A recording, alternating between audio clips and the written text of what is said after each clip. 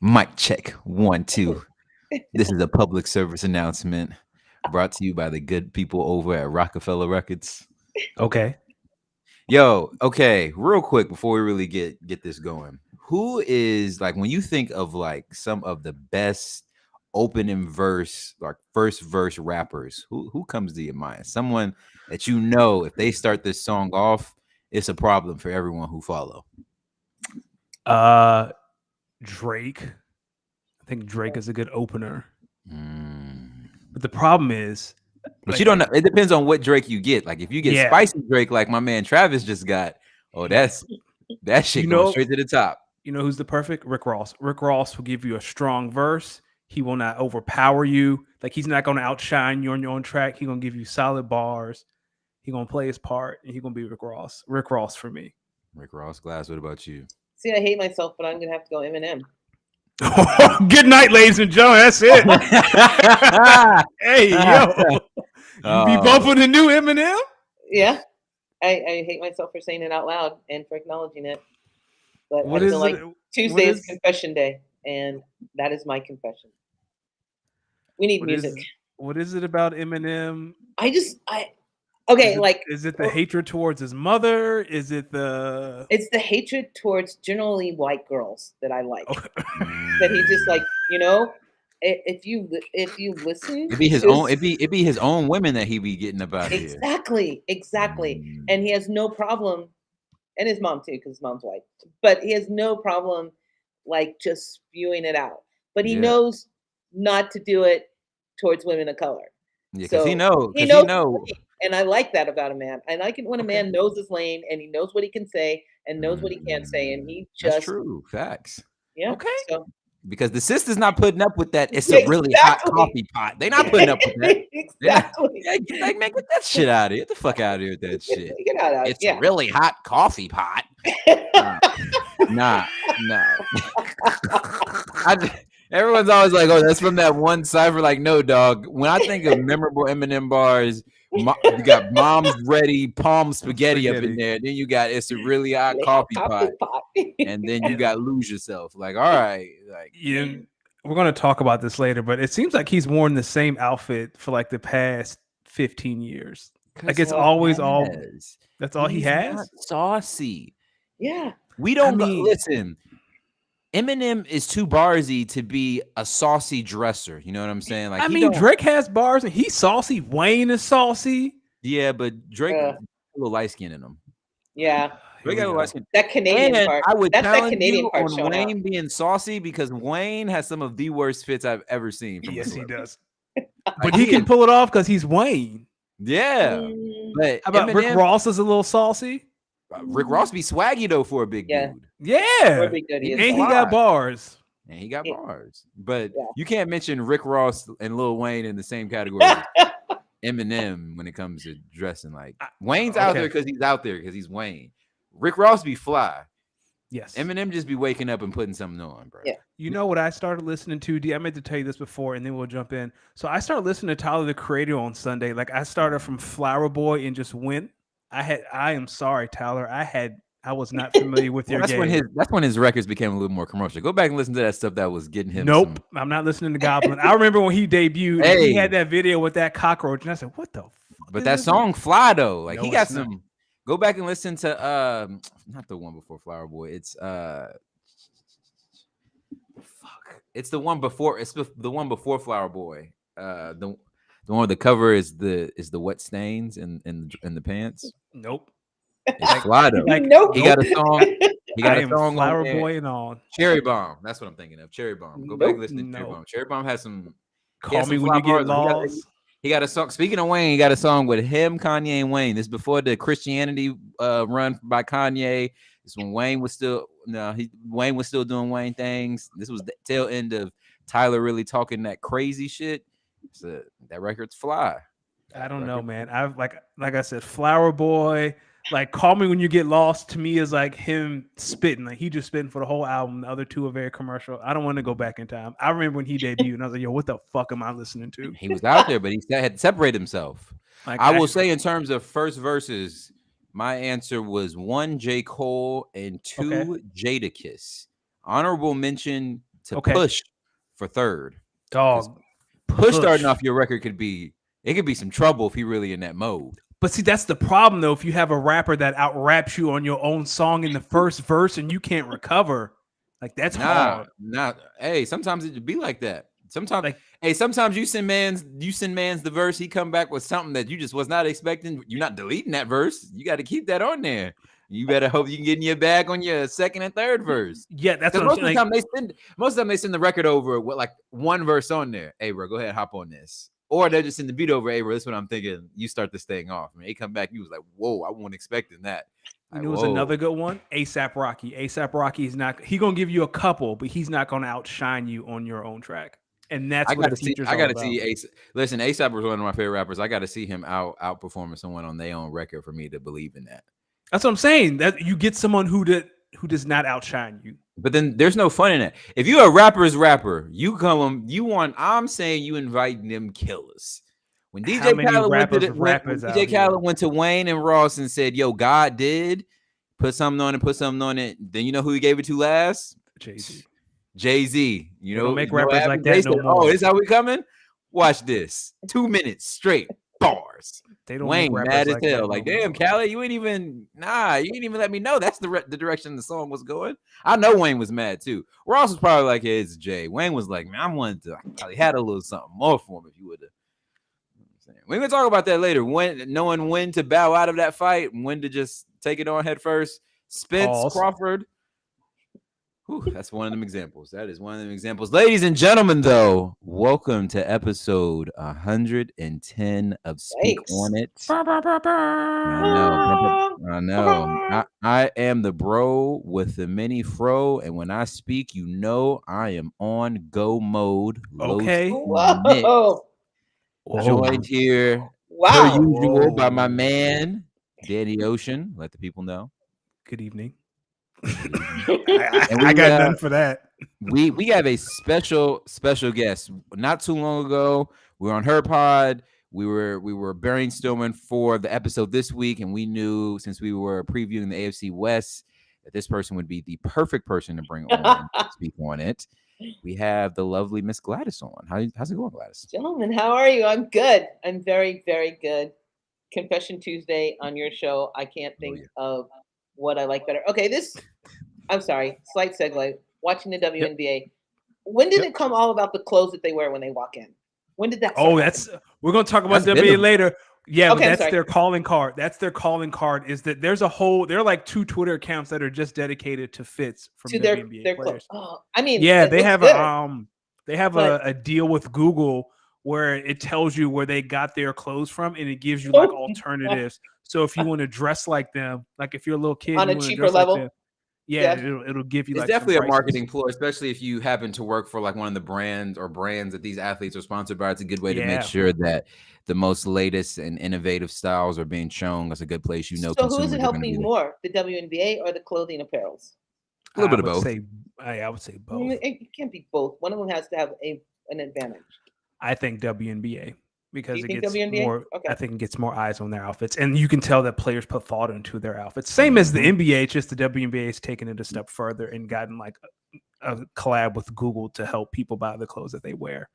I would say both because in the same way that Danny mentioned that you were helping the league, you could also look at it in the same way that you're helping the clothing apparel brand. Like, yes, you're bringing more eyes to the superstars of that league.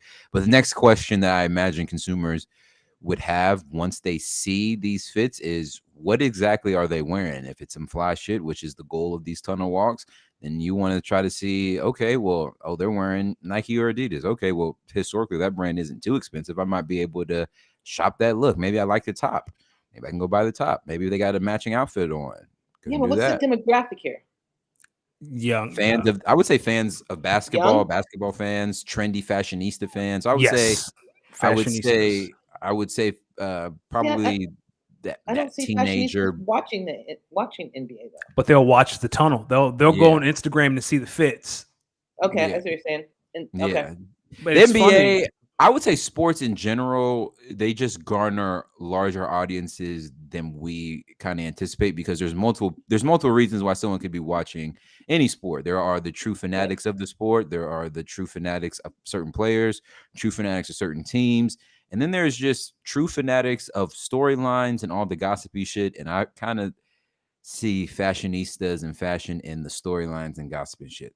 You wouldn't believe, I bet there are players who root against Jokic just because he's not swaggy. And there are other players who are like, yo, this guy is technically one of the best big men ever. Like, I don't care if he comes to work in a t-shirt and jeans. He's fly. You know what I'm saying? Yeah. You know, if you have time though, follow each or check out each individual WNBA teams, because like those Twitter accounts get the best. Like, it's funny when you see the rookies come in and they're just wearing like leggings and some dusty Air Force Ones. Yeah. And the team is like, look at Maddie today. And it's like, oh no, she dusty. She's dusty as fuck. Get this off my timeline. That's true. As someone who follows the Lakers and their socials pretty closely, like when they do like the little fit checks before they get on the charter planes, you be seeing some of the guys like, damn, that shit, Maddox, that shit fly. Okay, Bron. Yeah, and then you see some dudes. Yo, Bron be fly. Granted, he's LeBron. It's Bron. Bron be fly. And then you see like a rookie or like someone who hasn't got that second contract yet. They just got on like the Nike Tech Fleece suit. Yep. They got the Nike Tech Fleece suit with the Travis Scott Air Force Ones. Like, no, you know what they have on? They have on the Laker issue, the free Nike Tech suit with the Travis Scott ones on. Hey, ain't nothing wrong with it. That should I still ain't be mad nice. at him. That should still be nice. That should still be nice. Listen, ladies and gentlemen, we have a jam-packed show. We're going to start off with a lot of NFL talk. We're going to talk about what's going on in Indianapolis, the beef that might be happening between Denver and the Jets. Newsflash, they do play each other this year, people, so that game's going to be funny. We're going to then preview the AFC West later. So reminder, that is the Chiefs, that is the Raiders, that is the Chargers, that is the Broncos. So we'll dive a little bit deeper into the AFC West as we continue our preview of the 8 NFL seasons. And on the back end, of course, we have a good game of good deal or no deal, starting off, of course, with the biggest fight in a very long time in the world of boxing between Errol Spence and Terrence Crawford. We'll talk a little bit other Jerry Jones and how he's treating people, Dalvin Cook potentially to the Jets. Eagles, they dropped the Kelly Green uniforms. I know my man Danny Ocean's pretty excited about that. And mama, there goes that man out the door. Mark Jackson might be out at ESPN, so we'll discuss that. But of course, we are going to start, since it is officially August 1st, we have to start in the NFL. Ladies and gentlemen, Jim Irsay has made it a mission to single-handedly alienate his star running back, Jonathan Taylor. Let me remind y'all, 2 years ago, Jonathan Taylor was the undisputed RB1, and you couldn't tell anyone who was a fantasy head, who was a football head, that Jonathan Taylor was not one of the 5 best football players in the National Football League. Last year, he had a down year, dealt with some injuries. He didn't have a bad season, just not one as good as he had 2 years ago. So over the last weekend, Colts owner Jim Irsay and Jonathan Taylor met after practice to kind of clear the air. And the results of this ended up being that Jonathan Taylor ended up making his trade request from earlier this month. He made it public over the weekend. So Jim Irsay would go on to say that Jonathan Taylor could be out of the league, and he, a.k.a. Jim Irsay, could die today, and the league would move on per usual. Let me repeat. Jim Irsay said that Jonathan Taylor could be out of a job tomorrow and that he could die today and the league would go on per usual. And to top things off, ladies and gentlemen, because that was not the worst thing he said about his best offensive player, he also said that under no circumstances that he would be trading Jonathan Taylor this year and even would put him on the non-injury list after earlier this week. It was reports that came out that Jonathan Taylor had a back injury. Taylor has since said that he does not have a back injury and that these injury reports are false. So Gladys and Danny, starting with you, Gladys, I need to know what the hell is going on in Indianapolis?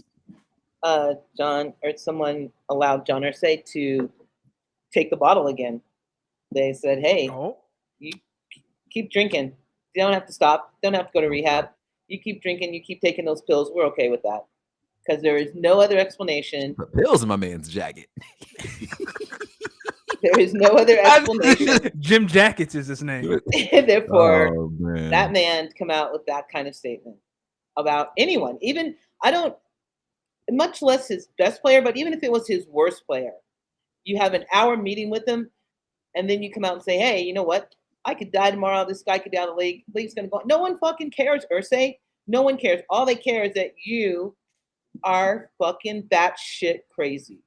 That is what the whole problem is. And people are allowing you to say whatever you want, whenever you want, no matter how ludicrous it is. This is the same man that hired the ESPN commentator for his coach last year. Ooh, instead of going through the regular cycles. Then the guy wins one game and he starts to flex. You win one game and he flexes, and then he loses the rest of them, and you don't have anything to say. And you bring him back to try out for a coach this year. This is a man who obviously has no foothold in any kind of sanity that we know anything about. I'm glad that you mentioned him hiring Jeff Saturday, because I remember a quote that came out this weekend also that Jim Irsay said, hey, no organization treats players the way the Colts treat players. And I couldn't stop laughing because I was like, yeah, because no other organization in the National Football League will go out and hire a coach with no coaching experience. He was just an alum of your franchise that's on TV commentating. No organization is looking at that guy and saying, yeah, he could coach a National Football League team. He could coach a roster of the 53 best football players that we have in hopes of winning a championship. And your only win was against the Raiders. So Josh McDaniels, as Kyle said. Josh McDaniels. Yeah, doesn't even count. Danny, go ahead. Back to what you were saying about no one treats their players better. It's like, go ask Andrew Luck's ruptured spleen how the Colts treat their players. Like, that man retired in the preseason because I'm good. I'm not shocked that a rich white man gets bent out of shape when someone who he thinks is beneath him tries to flex their power. I've said on many times, I'm always for players trying to get their money when they can. For me, I'm just shocked at all the nut hugging for Jim Irsay. Like, people like, yeah, Jim, stick it to Jonathan Taylor. Yo, what? All the office snitches right now just raising their hand willingly. Like, all these people who are backing Jim Irsay, you're the office snitch. Like, when you ever look around, it's like the person no one in the office likes and you can't figure it out. My friend, it is you. Mm-hmm. You are that person. I have never just the nut hugging. Like, oh yeah, Jim, he signed a contract. You're right. All right, man. The pure audacity. The audacity. Well, first and foremost, shout out to Kyle, our guy, Research Kyle, for being in the chat. Another Tuesday. Love to have you here. Can't wait for you to be on soon, Kyle. So he said, what was my man's name? Jeff Saturday won one game against, let me check his notes, Josh McDaniels. Does that even count? Technically, they have professionals on their roster too, and they didn't have a coaching change. So that definitely counts. I mean, brother, beat the Eagles. Yeah, I know, right? Where do I start with this? Let me start with this. Ladies and gentlemen, pay your PR people more. Why do you say this, D-Mix? Because clearly, when Jim Irsay left that bathroom with a little bit of sugar under his nose, no one decided to stop him. Nope. No one decided to stop him from talking to the media or talking. First off, let me tell you something. Jim Irsay, if you didn't think you needed Jonathan Taylor in preseason practice number 4, 5, 6, or 7, I'm going to need you to see what this Colts offense looks like maybe week 3 or 4 when defensive coordinators around the league have figured out how to game plan against Anthony Richardson. They know y'all don't really have no deep or any type of passing threat for real, and they are just daring you to run the football on them. They're putting their safeties back, and they're basically saying, yo, if you think about running the football, we double the fuck dare you. You don't have your best offensive player. He's sitting at home. You got Deion Kane back there, bro. Who are your receivers? Alec Pierce? Is T.Y. Hilton? Pittman. Like Michael Pittman, you're not scaring nobody. We'll put our best corner on Michael Pittman and tell him to beat us and make a play. Are you shitting me? Come on, Jim Irsay. I don't know what you thought that Colts roster was, but it's not that. Everybody looks good against the colored and non-colored jerseys in training camp until all of a sudden your best corner is lined up one-on-one against Patrick Surtain, and your best tackle is lined up one-on-one against Aaron Donald, and you have no answer whatsoever. And for 60 minutes, you sitting there wondering, damn, I wonder if Jonathan, with the game plan would be the same if JT was out here. What are we doing? Again, I'm going to go back to a point I was making last week. These running backs are not asking for Patrick Mahomes like money. Now, I see what Jim Irsay saw. Jim Irsay is looking at what happened in New York with Saquon Barkley and saying, hey, that guy wanted $22 million and they gave him 11 with incentives. Are you saying you're better than? Are you saying that you deserve more than his 22? Well, I would say if you're Jonathan Taylor, you're looking back at your season 2 years ago and saying, yeah, I can punch up just as much as he punched up. So why can't I get 15? I bet you that's what he's saying. Yo, I'm not asking. Okay, maybe not 20, but 15? 15 with 10 guaranteed? I don't know, man. I think this goes back to what Danny was saying, that we got some privileged Caucasians in power, and they think if you're not a quarterback, why the fuck should I have to pay you? Newsflash, brother. You better pay him now and figure out your books now while you have a rookie quarterback on a rookie quarterback deal. Hello. I can tell you, if Anthony Richardson turns out to be half of what you drafted him for at number 4, Jonathan Taylor will be the absolute least of your worries. And when I look at this roster, you have no Stephon Gilmore. Who the fuck else do you really have to pay? Michael Pittman? He's not going to be asking for league-changing money. Are you shitting me? Alec Pierce? Are you shitting me? Y'all paid Zaire, maybe y'all's best defensive player. Maybe y'all have like a defensive lineman y'all need to play. Who the fuck else do y'all have to pay? This is not a good football team. They gave the deal to Shaquille, like you said, and then what's that guard they paid? Quentin Nelson? Yes, Quentin Nelson. And they also paid Zaire Franklin, one of their better linebackers. Okay, these are good players. Players that I would be like, okay, I understand why you pay them before Jonathan Taylor. Now my question is, who the fuck else do you have left to pay that's up to be paid right now that is a better football player than Jonathan Taylor? Look at that Colts roster and you will say none. Anthony Richardson, have fun running QB power 4 times a game, because that's all, that's all we got, dog.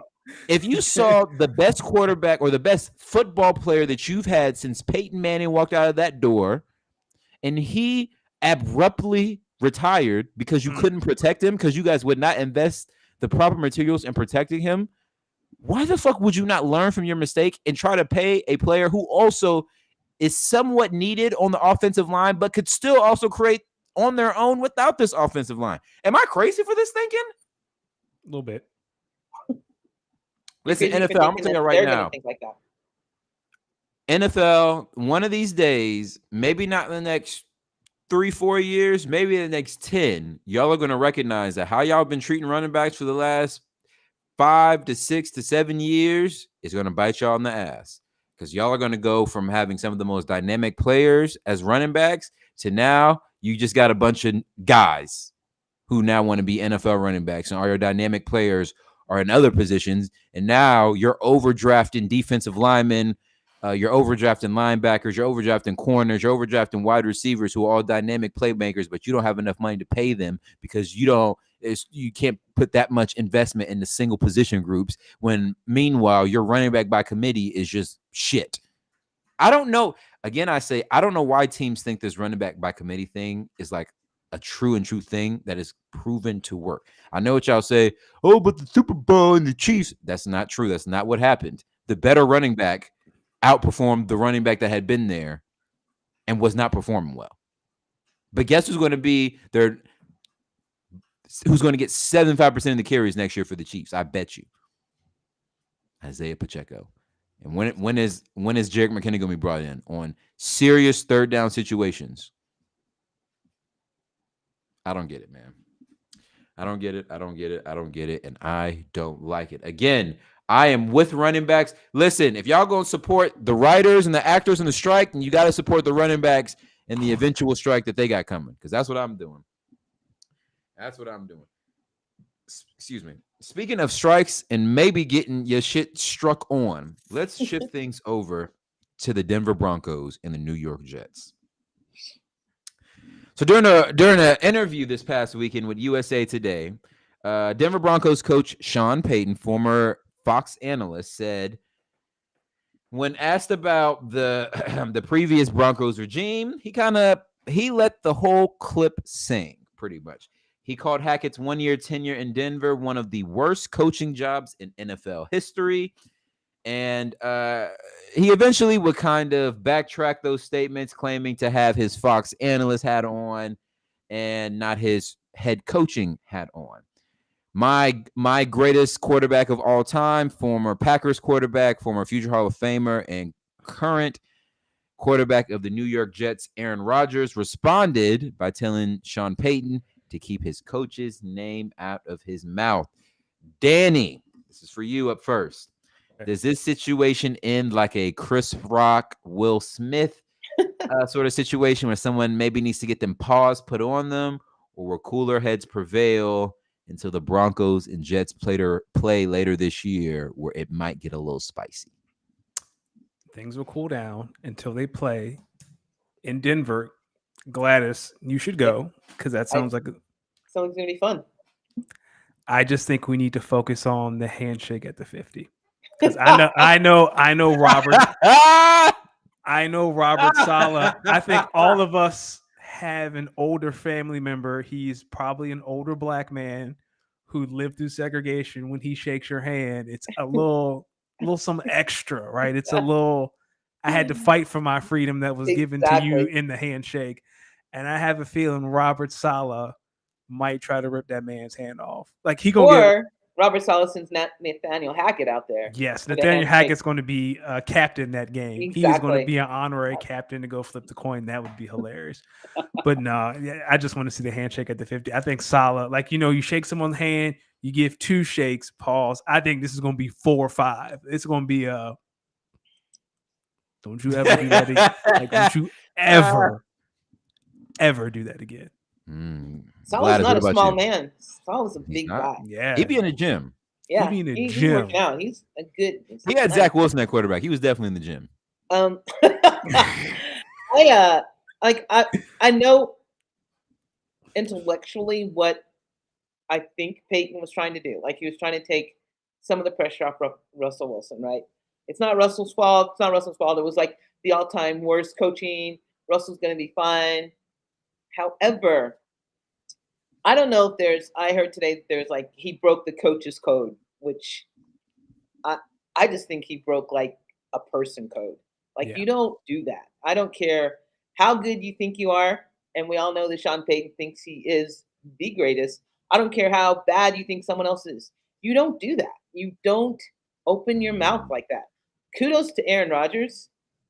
Like, I have not been on the Aaron Rodgers train for some time, but now I'm back on it. Kudos to him for saying, keep my coach's name out of your mouth. You don't do that. You don't say things like that. Of course, out here, people are like, oh, yeah, it's like the best. He's like, that's the greatest thing ever. No, it wasn't all Nathaniel Hackett's fault. It wasn't. Did you see Russell Wilson's stats? I mean, Nathaniel Hackett wasn't throwing that ball to people that weren't there. That was Russell Wilson. So I know what Payton was trying to do. It's not an excuse for him, because you just don't do that. And I think it's week 5 they play. Something like that. I think if the Jets don't win a game up until week 5, they're going to put the beat down on the Broncos in week 5. That is my prediction. And my prediction is Sean Payton won't come out for the handshake. He won't come out for the handshake. I don't think he will. I do not think Sean Payton will come out for the handshake. And I is there anything in his past history that suggests that he's a fair player, that he would do the right thing? Anything? You know what, Gladys, you're right. Sean Payton gonna send someone to blitz Robert Saleh at the 50. We're gonna bounty gate 2.0. Exactly.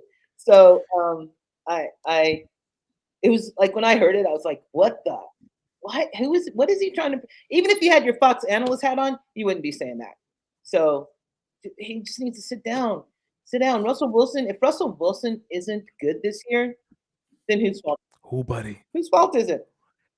Because this is year 1 of that new contract he signed. Exactly. And it's a 5-year deal, if I'm not mistaken. Woo! If Russell Wilson isn't good this year, Sean Payton ain't going to be taking, oh, it's my fault. No.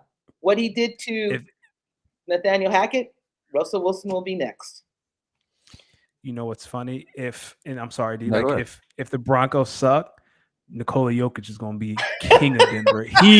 Nikola Jokic, they're gonna bring him out every game to the 50 with the trophy. Yeah. Everyone hears Jokic, say hi to him Yep. before a riot breaks out. I'm gonna tell you right now, if the Broncos bat again, you will not hear not one Sierra song being played anywhere in the Denver vicinity anytime soon. I'm honestly a little bit shocked to hear y'all's point of view. I'm gonna start by acknowledging a comment that we had by our guy Kyle. He said, "I've never heard Aaron Rodgers defend Mike McCarthy like that." I think this is a great place to start. See, Gladys talked about the coach's code and the person code. And when I heard Sean Payton say this, a couple things went off in my mind. Number one, Sean Payton is looking at the coaching landscape, and I think he knows that in this league, as a head coach in the National Football League, you got 3 years. You got 3 years, dog. You got 3 years to show some results. Either you get to the playoffs, you make a deep playoff run, you go all the way to a Super Bowl. Like you got to show something that says you can guide this franchise in the direction that it needs to be. I think when he took on the job and really got into the nuts and bolts of this Broncos franchise, where they are from a roster, from organizational, from a mental standpoint, I honestly think this was him putting some fire in not only Russell Wilson's ass, but the whole team's ass. Like, yo, yeah, the brother who came before me, he was a bum. He was a fucking bum. He should not have been here. He's not a head coach. He's not head coach material. He ain't won nothing. He was riding on the coattails of a Super Bowl MVP, a 2-time MVP that helped make his system better. All they was doing was it was him and Devontae Adams. Like, get the fuck out of here. I am a true coach. I know what it's like to have a coaching system that can be successful in this league. Say what you want about Sean Payton, but you can't say the brother was not successful. He was successful despite maybe only having one Super Bowl ring, but that's one more Super Bowl ring than a lot of head coaches get to in the National Football League. So Sean Payton is looking at this landscape, what he inherited, and saying, one, this is way more work than I anticipated, even with Russell Wilson at quarterback. This is a lot. I gotta get the offense in a place where they can score points on the level to be able to deal with the Chiefs and the Chargers if it comes to one of those games. Also got to have a defense that be able to contain the Bengals, the Bills, the Chiefs, the Chargers, the Dolphins, all these superpower teams in my own conference.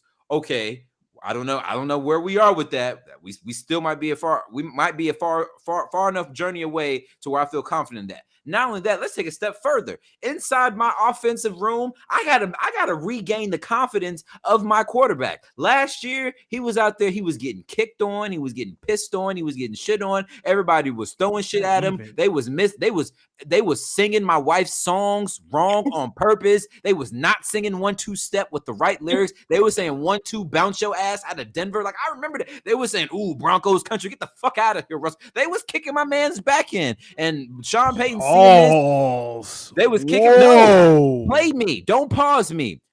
Don't pause me. Sean Payton was seeing the way the media, the fans, and everyone was kicking. His own teammates was kicking his back in, and he was seeing how that affected the locker room, how that affected his QB's confidence. Y'all don't think this man gonna come out talking a little spicy? He putting fire in his team, saying, "Yo, y'all fucking sucked last year. Y'all was bums. You couldn't even beat Alabama. You suck ass bunch of fools. And this is the year we're gonna change that shit that happened last year. Forget about it." That coach was a bum. He couldn't coach a dead man of 53 to play on Sundays. I'm here now, and we're going to get this shit the fuck right. And if he got a problem with it, we're going to see him week 5. That's what I heard. That is what I heard.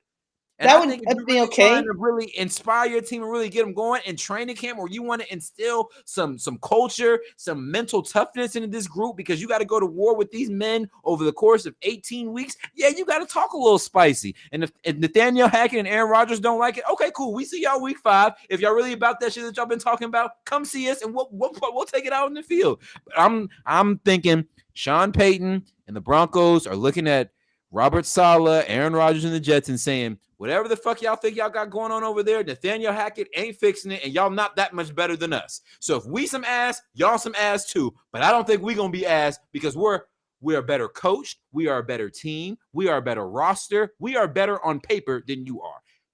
Do something about it. I like that spiciness. Sean Payton can say, yeah, I had my Fox. No, you didn't.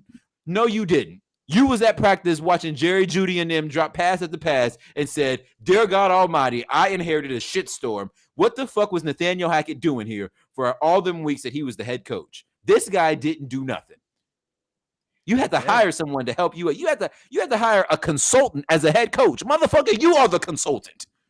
That would be fine, except when he came in, the first thing he did was on Russell Wilson. Like, yeah, you're not getting the office. Yeah, you're not this. Yeah. Like, I don't know what this quarterback coach thing is, but he's not coming to any of our practices. I mean, I think that's establishing the culture though. Like, yo, Russell, you thought you was running shit when Nathaniel Hackett was exactly, here, cool. And that's what I'm saying. What he's talking about though. He don't know what he's doing. He don't know what he's talking about. Trust me, trust my system. I would bet a lot of my salary that Sean Payton went to Russell Wilson and said, yo, I coached Drew Brees to a Super Bowl. You aren't Drew Brees. I can coach you up. You don't have half of what Drew Brees has. And I coached that guy to a Super Bowl. I think I can coach you if you trust me. I think I can put you in a position to win. Okay. I mean, look at his record. Say what you want about the teams and maybe some of the results in the postseason post that 2011 Super Bowl, but the Saints and Sean Payton have had success. They've had good offenses. They have been contenders. And he's just looking at this team like, yo, the team I inherited is not what I thought it would be. Sean Payton inherited the team that he thought Nathaniel Hackett had inherited. That's not the team. Because he thought he had a Bradley Chubb on the roster. He does not. You see what I'm saying here? You got to put a mindset in your team. I'm with it. I'm fuck all this happy to be here shit. Nah, dog. This is the NFL. Coaches get bounced out of here in 2.5, 3 years. He looking at the New York Jets and probably saying, Robert Saleh, brother, you got Aaron Rodgers. Your time is on the motherfucking clock. Fool with us if you want to. And Gladys, I'm gonna even say something to your point on if the Jets don't have. Let me tell you how this game is gonna go. This is gonna be the 3-1 Denver Broncos versus the 1-3 New York Jets.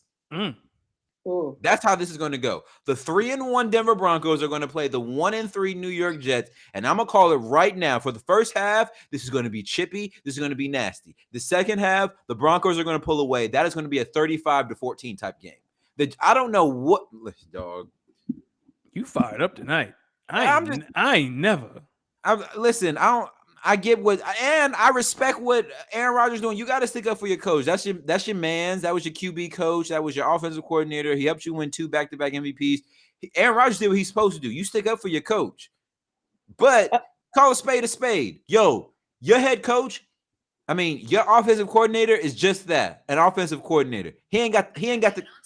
Just shut the fuck up, Siri. He don't have the cojones to be a head coach in this league, and I think that is what Sean Payton was really trying to say. He don't have what it takes. He not cut from the same cloth. Yeah, but there was no reason to say that.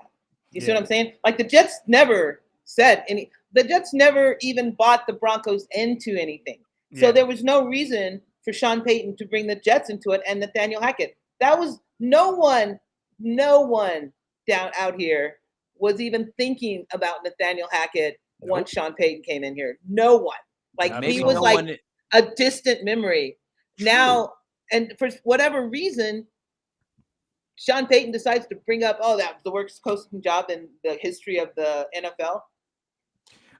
Nobody maybe in New York in the Jets organization was thinking about the Broncos, but I think as the Broncos leadership and general manager staff and coaches were watching some of the training practices of what they inherited, they were probably saying, yo, this is some fucking bullshit. What was that guy doing? Why are y'all so deflated? Why are y'all so without confidence? Why don't y'all have faith that this could be the 53-man squad that could eventually try to win a championship? I have a strong feeling that inside of that Denver Broncos practice facility was a lack of spirit, a lack of true effort, a lack of commitment to a lack of commitment, a sense of urgency, and I think that was Sean Payton's way of waking some shit up around the Denver Broncos practice facility. Guys, do y'all remember what the Denver Broncos looked like the last month of the season? Like, it was pathetic. And to Kyle's point, the only coaching performance I can see worse than Nathaniel Hackett, Jeff Saturday, and Urban Meyer. Sean Payton is a sucker for that. Nah, Yeah, Sean Payton, talk your shit, bro. Talk your shit. That's some sucker shit. But talk your shit. It's like taking a low blow. It's like, hey, let's get in the ring, and I'm telling you, I'm going to hit you below the belt, and I'm going to hit you hard below the belt. So you might not have your jock on. It's your problem. I'm going to hit below the belt. I'm not going to play by the rules. Well, the most important thing is these guys play week 5, and we're going to see. We gonna see. We are. But the thing is, the Broncos schedule, the first 4 games are way easier than the Jets' first 4 games. So, yeah, it may be that the Jets have a worse record, but I'm still saying they are. But I would also say that we don't really know what these teams are going to really look like this year. So we may think on paper that schedule is harder, but what if these – I go back to the Commanders. New York Jets. The Commanders are the Chiefs. Broncos play the Commanders. Jets play the Chiefs. Hey, it'd be tough like that. No one knows it should be tough like that. Hey, they got pros just like you got pros. Go out and play. Okay. Okay. So let me ask. So am I the only one who thinks that this may get a little spicy at the handshake? Like I could definitely see. Oh, it's gonna get spicy at the handshake. See, I'm not with the 5 shake thing. I think instead of a 5 shake thing, it's going to be, what does John Cena call it? The 5 knuckle shuffle or the open hand touch. That's what I think is going to happen. Oh, that's her second. Are you talking before game? The before game shake? I'm talking after. I'm talking Eric Mangini, Bill Belichick kind of stuff. Yeah. Let me tell you something. I don't think there's going to be a handshake either after the game, no matter who wins. There's either going to be no handshake to Gladys's point, or Nathaniel Hackett going to step in front of Robert Saleh, and he might bitch slap the hell out of Sean Payton. Yeah. Let me tell you something. I don't promote. And I'm there for it. We here at the Speak On It podcast do not promote violence of any kind, way, shape, or form. And we encourage the talking out of all problems. With that claim being set, though, Nathaniel Hackett, if you really about your shit and you feeling yourself, handle business when you meet my man at the 50. Ask him just to repeat that shit he said. Yeah, that's it. What'd you say?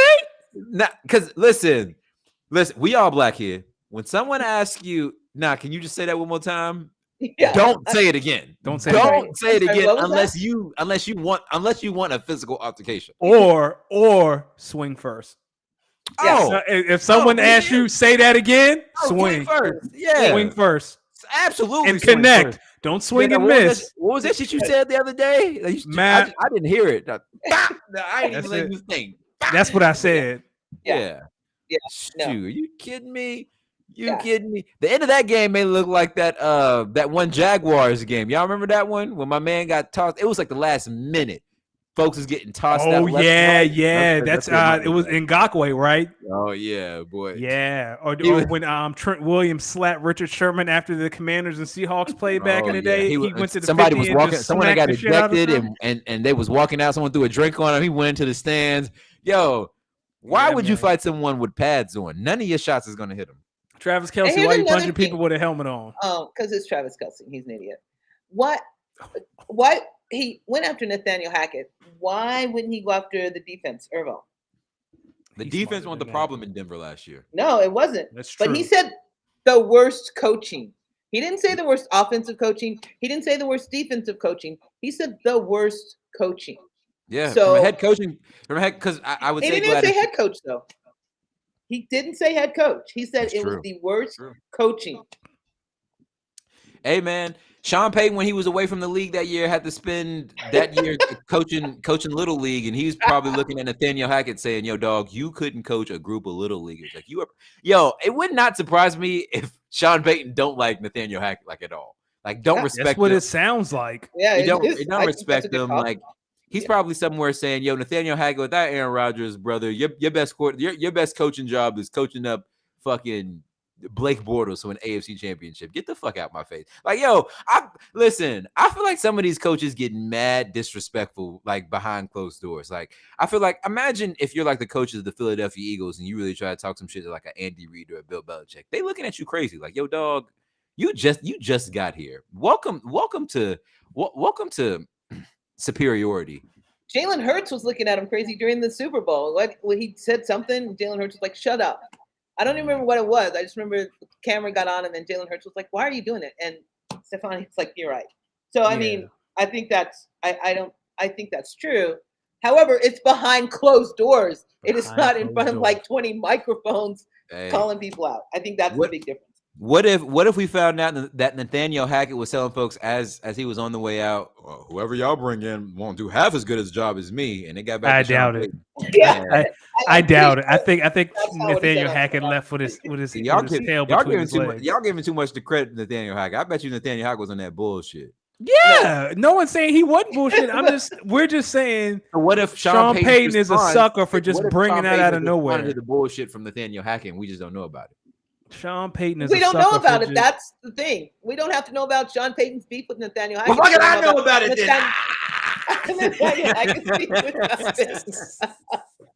I know about it. Exclusive right here in Speak On It. Sean Payton is not some bullshit. Yeah. All right. Yeah. They gave up a first round pick. Payton, shut up, man. Just sit down, shut up, and do your job.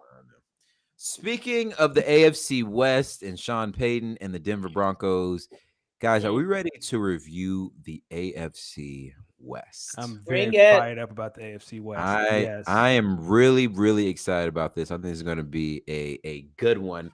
So, as everyone knows, during the 8 weeks leading up to the kickoff of the NFL season, we review each division.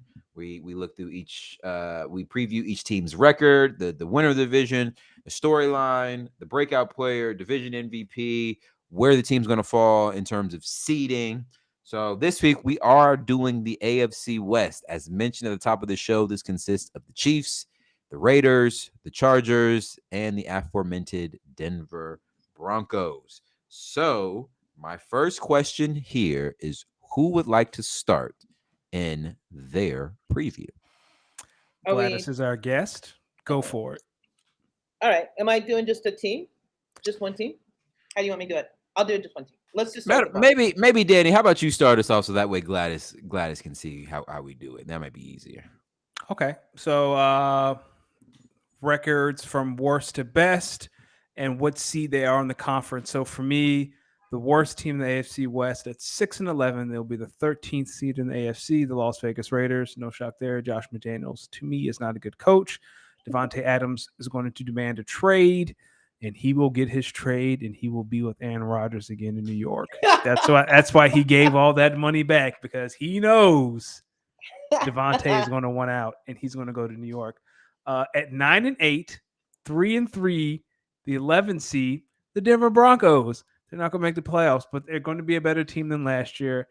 I don't think Sean Payton is as good as advertised, but this team can't get any worse than last year. Like there's only one, you can only go up. So I think they'll be 9-8, the 11th seed at 11-6, 2-4 in the division, because this is what they do. The 6th seed, the Chargers. We're going to talk about the Chargers in the storyline in a second. And then, of course, the best team in the AFC West, the best team in the AFC, 13-4, 4-2 in the division, the number 1 seed in the conference, the Chiefs. I don't know what else to say. Okay. I agree with Raiders, but I think they're only going to win 4 games. 4 and talk to me.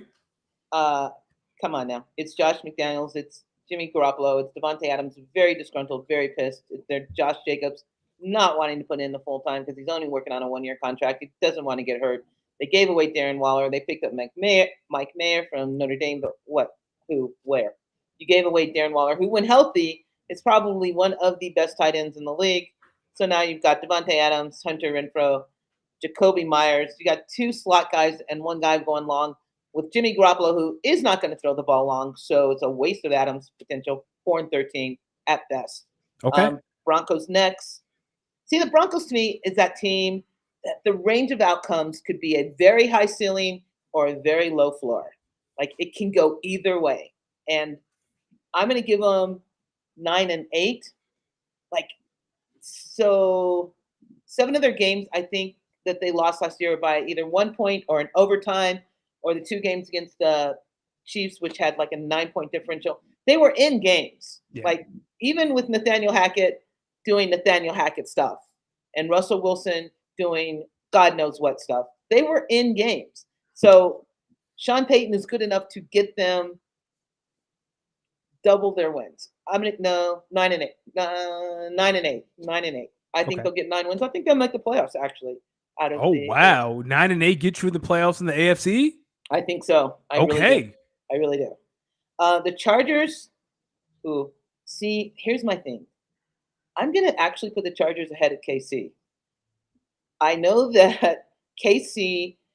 Chris Jones, has he signed yet? He hasn't signed, right? He has not signed yet. He has not signed yet. They are not counting on how big a loss that's going to be if they don't get Chris Jones back in, right? And who do they have in the receiving weapons?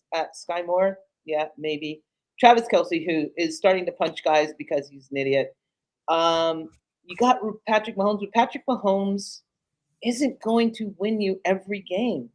Like, he's not. Like, I'm sorry. They shouldn't have won the Super Bowl.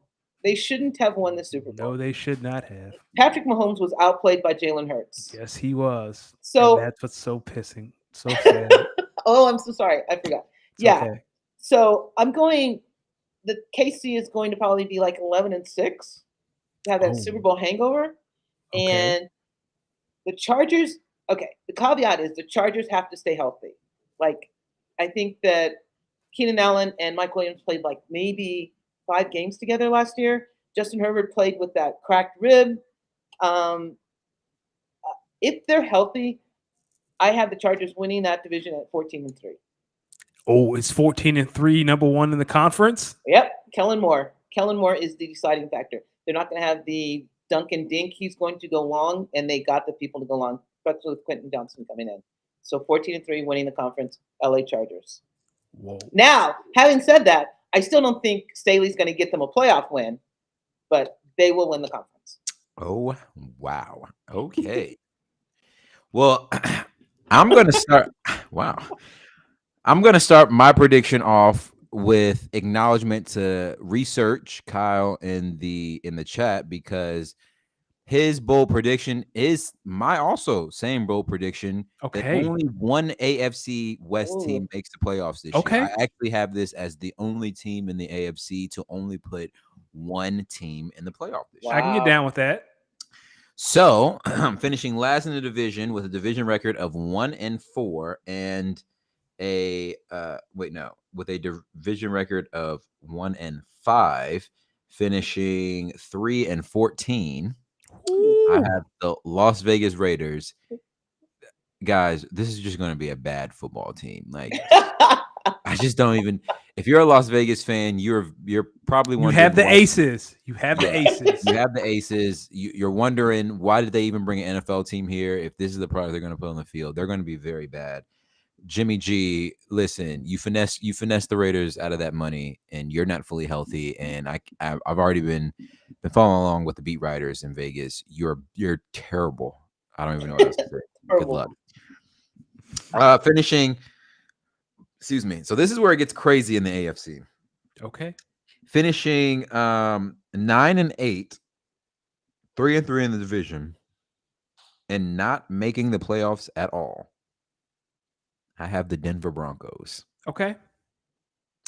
I think, to Gladys's point, the Broncos are going to take a step forward. I think they are going to be a better team. I don't think they are going to be playoff worthy, but I definitely feel like they're going to end the season on a high note that where people are going to say, I see the potential for this Broncos team. They definitely have what it takes next year to be the team that we think they could be. Finishing one spot out of the playoffs, so the 8th seed, also at 9-8, with a 4-2 divisional record.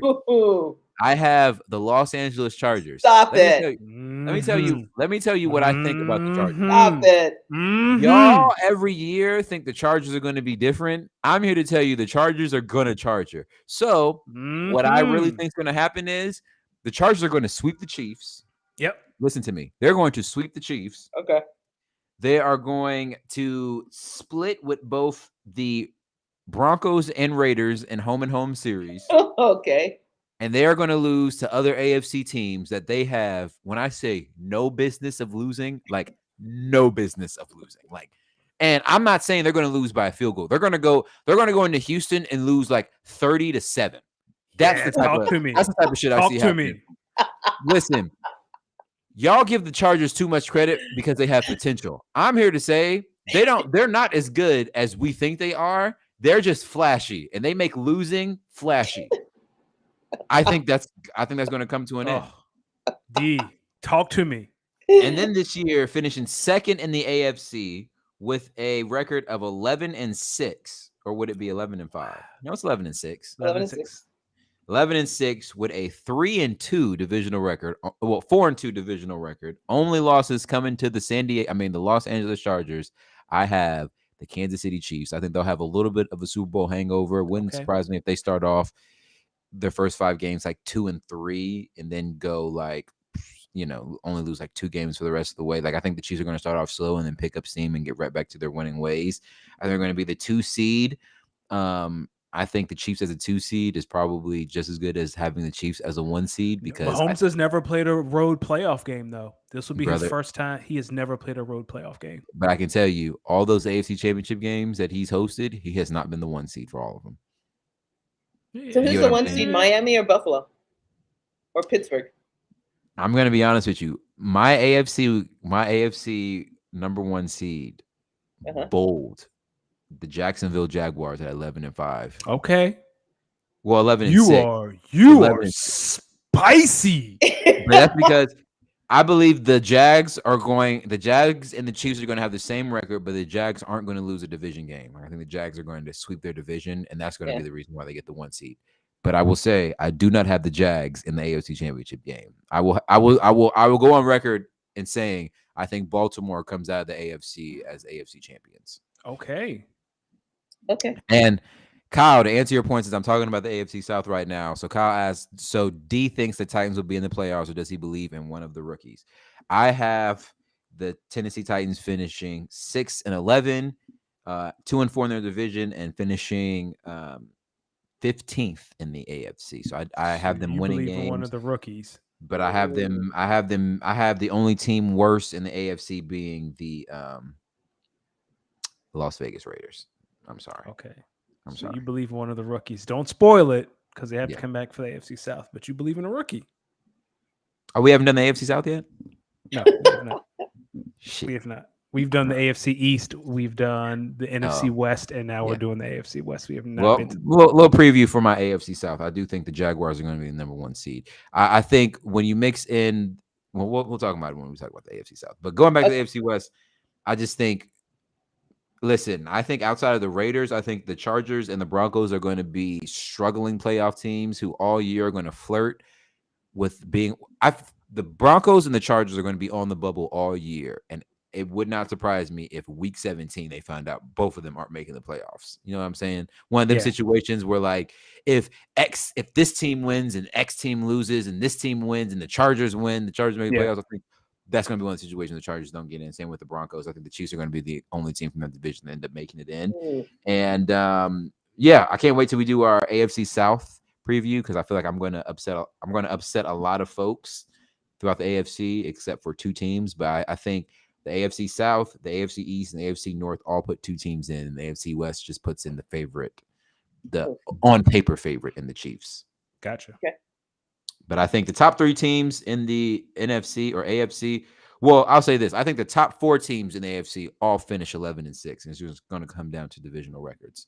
Wow. Okay. Yeah. Guys, I think there's a lot of parity in the AFC. This isn't the NFC where it's clear that the Cowboys are the best team. I think. Yeah. Oh yeah. We talk about the NFC East next week. You might be mad at me. We might be beefing next week. Trayvon Diggs is calling his quarterback a bitch right now, and they're gonna be the number 1 seed. All right, that's cool. You act like nobody has called. Yo, don't think. Yo, you think someone in New York is calling Aaron Rodgers the B word?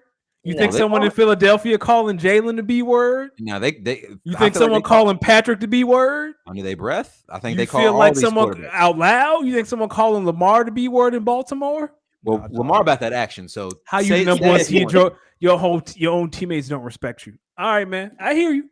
Yo, Go ahead. Fall y'all for the say- star again. Go y'all ahead. say so you think nobody in Dallas respect Dak? See, you just create narratives now because that's that Trayvon Philly. Diggs looked him in the face and called him a BAN word. Yeah, I don't think he respects him at all. Yeah, and you know what I would say if I was Dak? I'd be like, yo, cut on the tape because a lot of receivers calling you the same thing, my boy. I just know ain't nobody talking to Jalen Hurts like that. I know ain't nobody You looking know, at you know they're Jalen. saying to Jalen Hurts, hey brother, try harder next time. Maybe you'll have a ring. That's all. they're saying. Hey, he so disrespectful. What is storylines, man? Trayvon and Dak looking at Jalen saying, yo, we all get the same number of rings when we all sit on this couch, this Cancun couch, brother. You know what's crazy? No, we'll save it for next week. Well, Yeah, we'll save it for next week. Biggest storyline. So I'll start this one.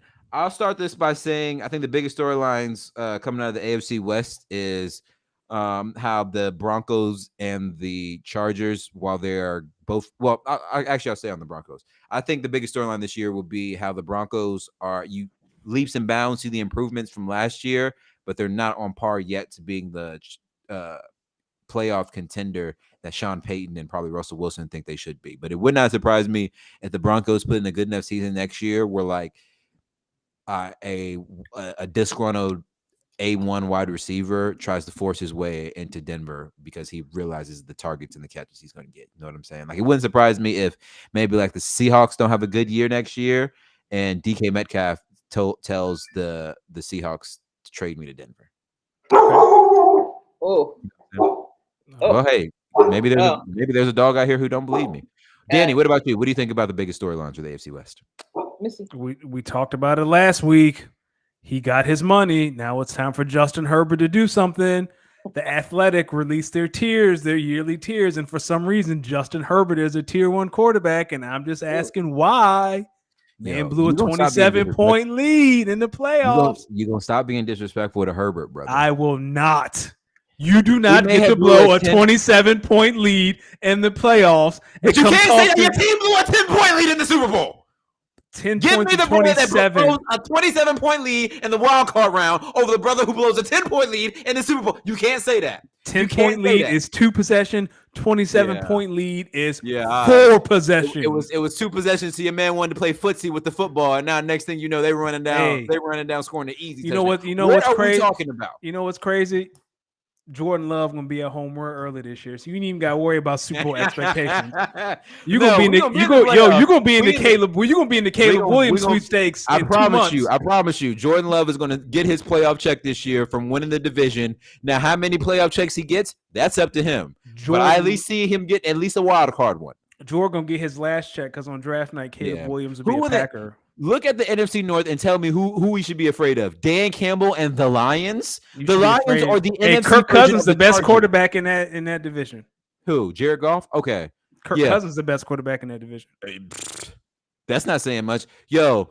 The Lions are the NFC version of the Chargers, and the Vikings are the NFC version of the fucking the Dolphins. Stop it. Y'all bugging. Kyle said he can't wait to get his Caleb Williams jersey. But anyway, it's time for Justin Herbert to beat the allegations. Because last time I saw him on the field, he blew a 27-point lead to the Jaguars. Yeah. How he?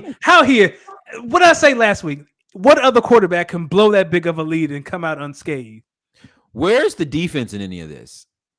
All he had to do was put together 2 5-minute drives. Game over. Can't he do that? But he don't get paid to play defense. He put you up 27 defense. You say, hey, guys, the defense is struggling. Let's go put a drive together. But I put you up by 27. You're a professional NFL defense. And he ain't scored a point at all in the second half. I put you up 3 possessions and 2 field goals. At what point do you guys just have to play?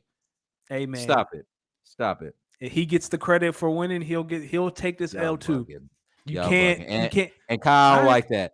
Listen, every time we saw Jordan Love, he did not perform bad. I don't know why y'all think with a full off season and the offense under his helm, the ability to take all the first team reps, he gonna go in there and stink up the joint. Dude's just been sitting behind the greatest quarterback of all time. Y'all think he's just coming there going to be a bum? Yes. Stop it. 100%. Stop it. Jalen Hurts took over fucking the best quarterback that Philly's ever had, and the only one to deliver them a Super Bowl. And He looked perfectly okay. Perfectly okay. His first year, he looked terrible. Okay, so Jordan Love may look a little shaky, but he's not going to look terrible. Okay. No one said. I mean, he's been in the league for gonna go out here 15 and look years great, right now, but so he's he not should gonna- look decent.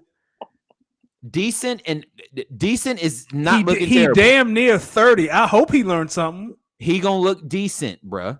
This first year he gonna look decent. He's Gladys, not gonna be an Aaron Gladys, Rodgers, but he's not gonna look bad. What's your biggest storyline, Gladys? Go ahead. I actually have two competing big storylines. Okay. Russell Wilson gets benched halfway through the season. Talk to me. Sean Payton's not going to take. He is not going to take the loss with Russell Wilson under center. If they start playing bad, it's Russell Wilson's fault. He will bench Russell Wilson in a second, and I think Russell Wilson will be benched. 10 games in, he'll be benched. And then they'll make with that contract? Yeah. Oh. Ain't no you think going Sean back Payton after cares that. about that contract? You think he need to? He don't care ownership about care. that contract. Okay. If you have Sean Payton about the contract or Sean Payton about his ego, which one is he going to take? That is fair. Fair. Sean Payton's taking his ego over that contract, over anyone's contract, That's any fair. day, anytime. Russell Wilson, he will sit Russell Wilson's ass if he thinks Russell. And I'm not saying he's going to be benched for the whole season. I think he's going to take him out of the game. He's not going to play like 2 games, put him back in. They'll go make a run for the playoffs. But yeah, no, Russell Wilson's going to get benched sometime this season. And the second storyline is Brandon Staley's going to get fired for blowing yet another playoff game. Will it be another 27-point lead? It doesn't matter because that's why Kellen Moore is there. Kellen Moore is going to step up and say, "Hey, I can coach this team." Oh, okay. Kellen Moore and Eric Bieniemy both Like Kellen Moore is like, moles right now in their own organizations. Okay. Wait, I Brandon thought Eric Bieniemy was head Washington. offense coordinator. For Yeah, Washington. Ron Rivera gonna get fired. We're gonna talk about dog Ron Rivera already gone. Like Eric Bieniemy, same thing. Same thing. Oh, Nah, you might be right about that one. Yeah, same thing. Yeah, they're gonna get him out of there. And DC Mad Black, they're gonna get behind. I Eric mean, Ron Rivera is Hispanic. Don't do this. Don't make me do this. Yeah, we done. Yeah, I know black. I Dominican. Listen, we in DC. That brother's name is Ron Rivera. Now, if his name was Ronaldo Robinson, you might be on to something. If his name was Tyrone Robinson, that brother's name is Ron Rivera. Hey yo. Listen. Hey yo. Listen. He better listen. Listen. If I'm Ron Rivera, I'm getting fired right on Hispanic Heritage Month or whatever it is. Oh God. Who's the division MVP? Anybody. For this division? For the AFC West. Who is the MVP of the division? Oh. I'm thinking, that it's going to be Patrick. We can't give it to anyone else. Yeah, it's contractually obligated to give it to Patrick Mahomes every fucking year. It doesn't matter. He's gonna get it. He can get outplayed by I don't know, whoever's replacing Russell Wilson, and he is still gonna get the MVP because he's Patrick Mahomes. Just breathe.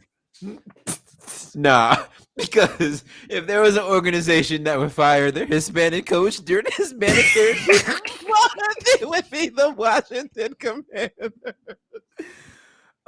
I mean, listen, imagine. Here we go. Washington... Here we go, D. I got you. So Hispanic Heritage Month is from September 15th to October 15th. Oh, Ron, yes. Guess who the Commanders play on the 15th. They play the Falcons in Atlanta. Can you imagine firing him in the blackest city in America during Hispanic Heritage Month on the 15th? It writes itself. Ron, I just want to let you know, if you get fired while in Atlanta, just go ahead and Magic City, bro. Just go ahead and Magic City. Oh, yeah. Yeah, it'll change your life. Call Desmond Ritter. Y'all be fired together. He'll feel your pain. Call Des Bryant, too. He might be in there. He might. Listen. Oh, my goodness. Listen, my division MVP, similarly to Gladys, technically this could be the Patrick Mahomes award for this particular for this particular division. But I'm going to go out. I'm going to venture out, and I'm going to say that this division will have co-division MVPs between Justin Herbert and Devontae Adams. I think I think Herbie's going to throw for about 5,300 yards, probably around 45 TDs, 10 receptions. I think Devontae Adams is going to put up a measly 102 reception type season, 1,400 yards, and maybe like 7 touchdowns. Jimmy Garoppolo ever had a receiver go for 1,000 yards? I think this will be his first. Okay. Y'all acting like, yo. It's funny. It's funny. Justin Herbert has this amazing season and missed the playoffs. That's crazy. You know what that sounds like to me? Why do you fraud? No, that sounds like my man's winning games 37-35 and having to put up like 450 yards and 4 touchdowns per game. Fraud. Fraud alert. I look at that Chargers roster and tell me where, like, I don't know. You watch Chargers games and Justin Herbert isn't the problem. Hey man, I just know he was. Can you say that though? You He's watch not. Chargers game. The quarterback position. All I know is he walked into the locker room up 27 and he went back with an L. That's all I know. Yeah. Let me tell you something about the National Football League. When situations like that happens, when you go up 27 and still lose, the start of that blame, there's a tree of blame. The quarterback and the offense is probably like 4th or 5th. Yes, I would agree with you had they not only scored 3 points the whole second half. They only scored 3 points the whole second half. No, guys, he don't care about that. He don't care. You're up 20. You're up 27 as a National Football League defense. When the offense spots you 27 points, dog, you can give up 2 touchdowns and you're perfectly okay. Didn't they have like a 0.5 turnover differential? So defense wasn't. I mean, they only scored 3 points second half. Come on. Hilarious. But the breakout player. Anyone got a breakout player? Jerry Jeudy. Okay. Jerry Jeudy. Someone has to catch passes and exactly. Hamler's down. Patrick's out. I can see it. See it. What about you, Danny? I always forget his last name. How you say last name? Greg in Denver. Greg Dulcich. Dulcich. Yeah, and he's my dynasty tight end. So. Why do you listen? I see what you're doing. Every breakout player we've chosen, they happen to be from your fantasy team. I see. No, I don't have Jerry Jeudy. No. Greg you didn't choose Jerry Jeudy. You choose Greg. I chose Greg Dulcich. Yeah. Your weak ass fantasy dynasty team is not winning the championship no more. You're going to enjoy this little run that you have last year. I can't wait till you get the belt so you can have that. But just know after this year, it's not happening, Kevin. Your roster is not that. You just my roster. If Justin Herbert is who you say he is, then I'm all right. Then I am okay. Johnson. I do have Quentin Johnson. I drafted him this year. Yeah, whatever. You got. Listen, if he is who you say he is.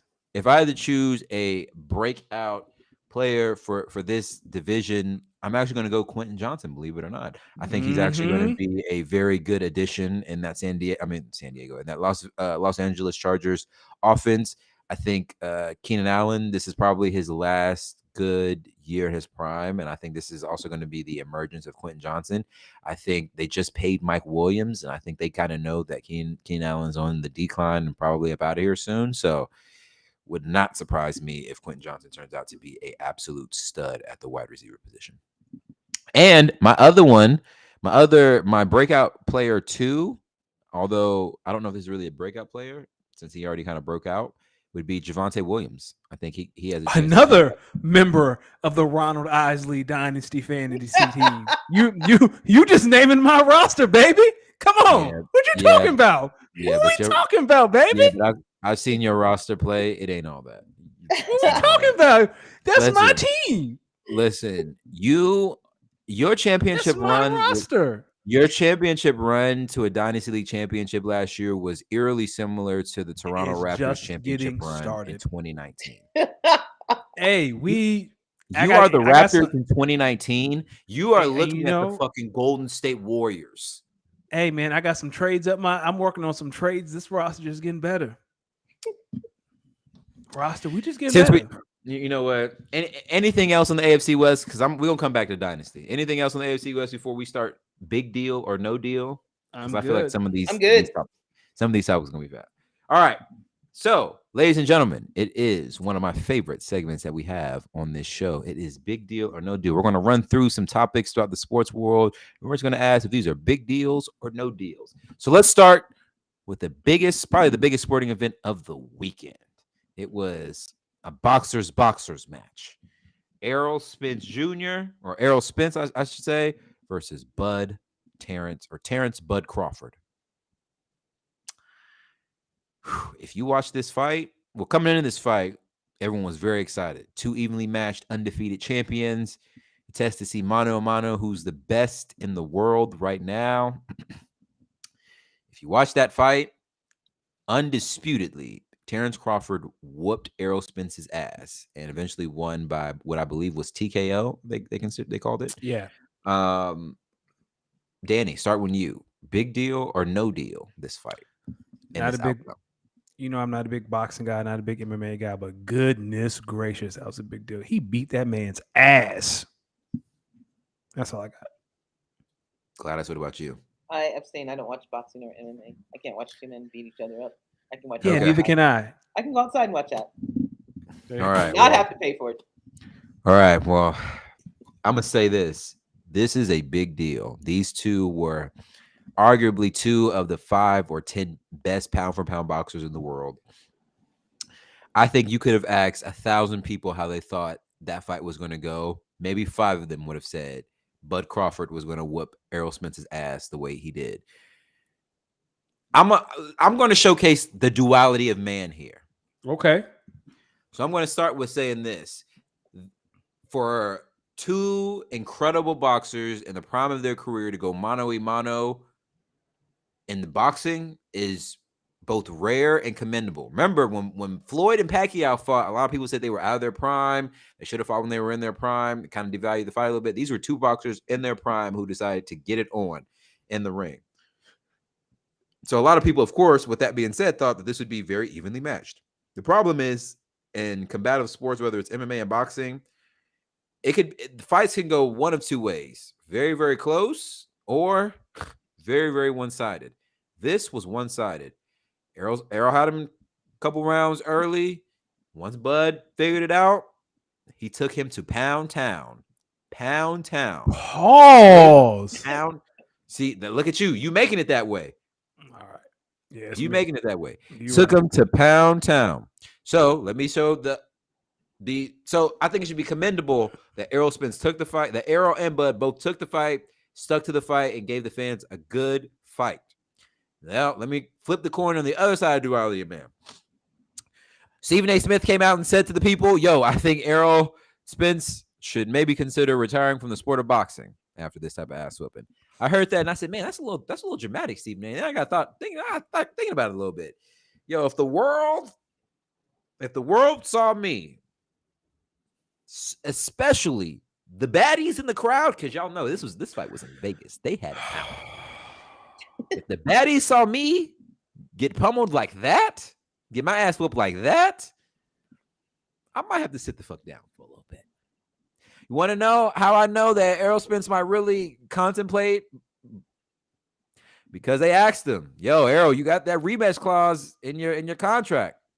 He said, yeah, I hope we run it back. Maybe at a bigger, at 159, because Errol Spence is naturally a bigger guy, so he can go all the way down to Crawford, to more Crawford's weight class, but he's naturally a bigger fighter. He said, yeah, no, we're going to wait. We may have to try this again at a bigger weight class. You know what I heard? Help. Yo, dog, I need Jesus, the Lord and Savior, and all of my Holy Ghost. I gotta reevaluate some things. What's funny about this fight was that coming in, the main spiciness was between Bud Crawford and Errol Spence's trainer. Oh. Imagine that. Your trainer, your coach, and the person you beefing with kind of going back and forth at the pregame stuff, and then demands that you fighting against, whoop your ass. With your trainer in mind, as he's just swinging on you. Yo, dog, Errol Spence, all the world and respect to you to not only taking that fight, but handling it post-fight the way you did.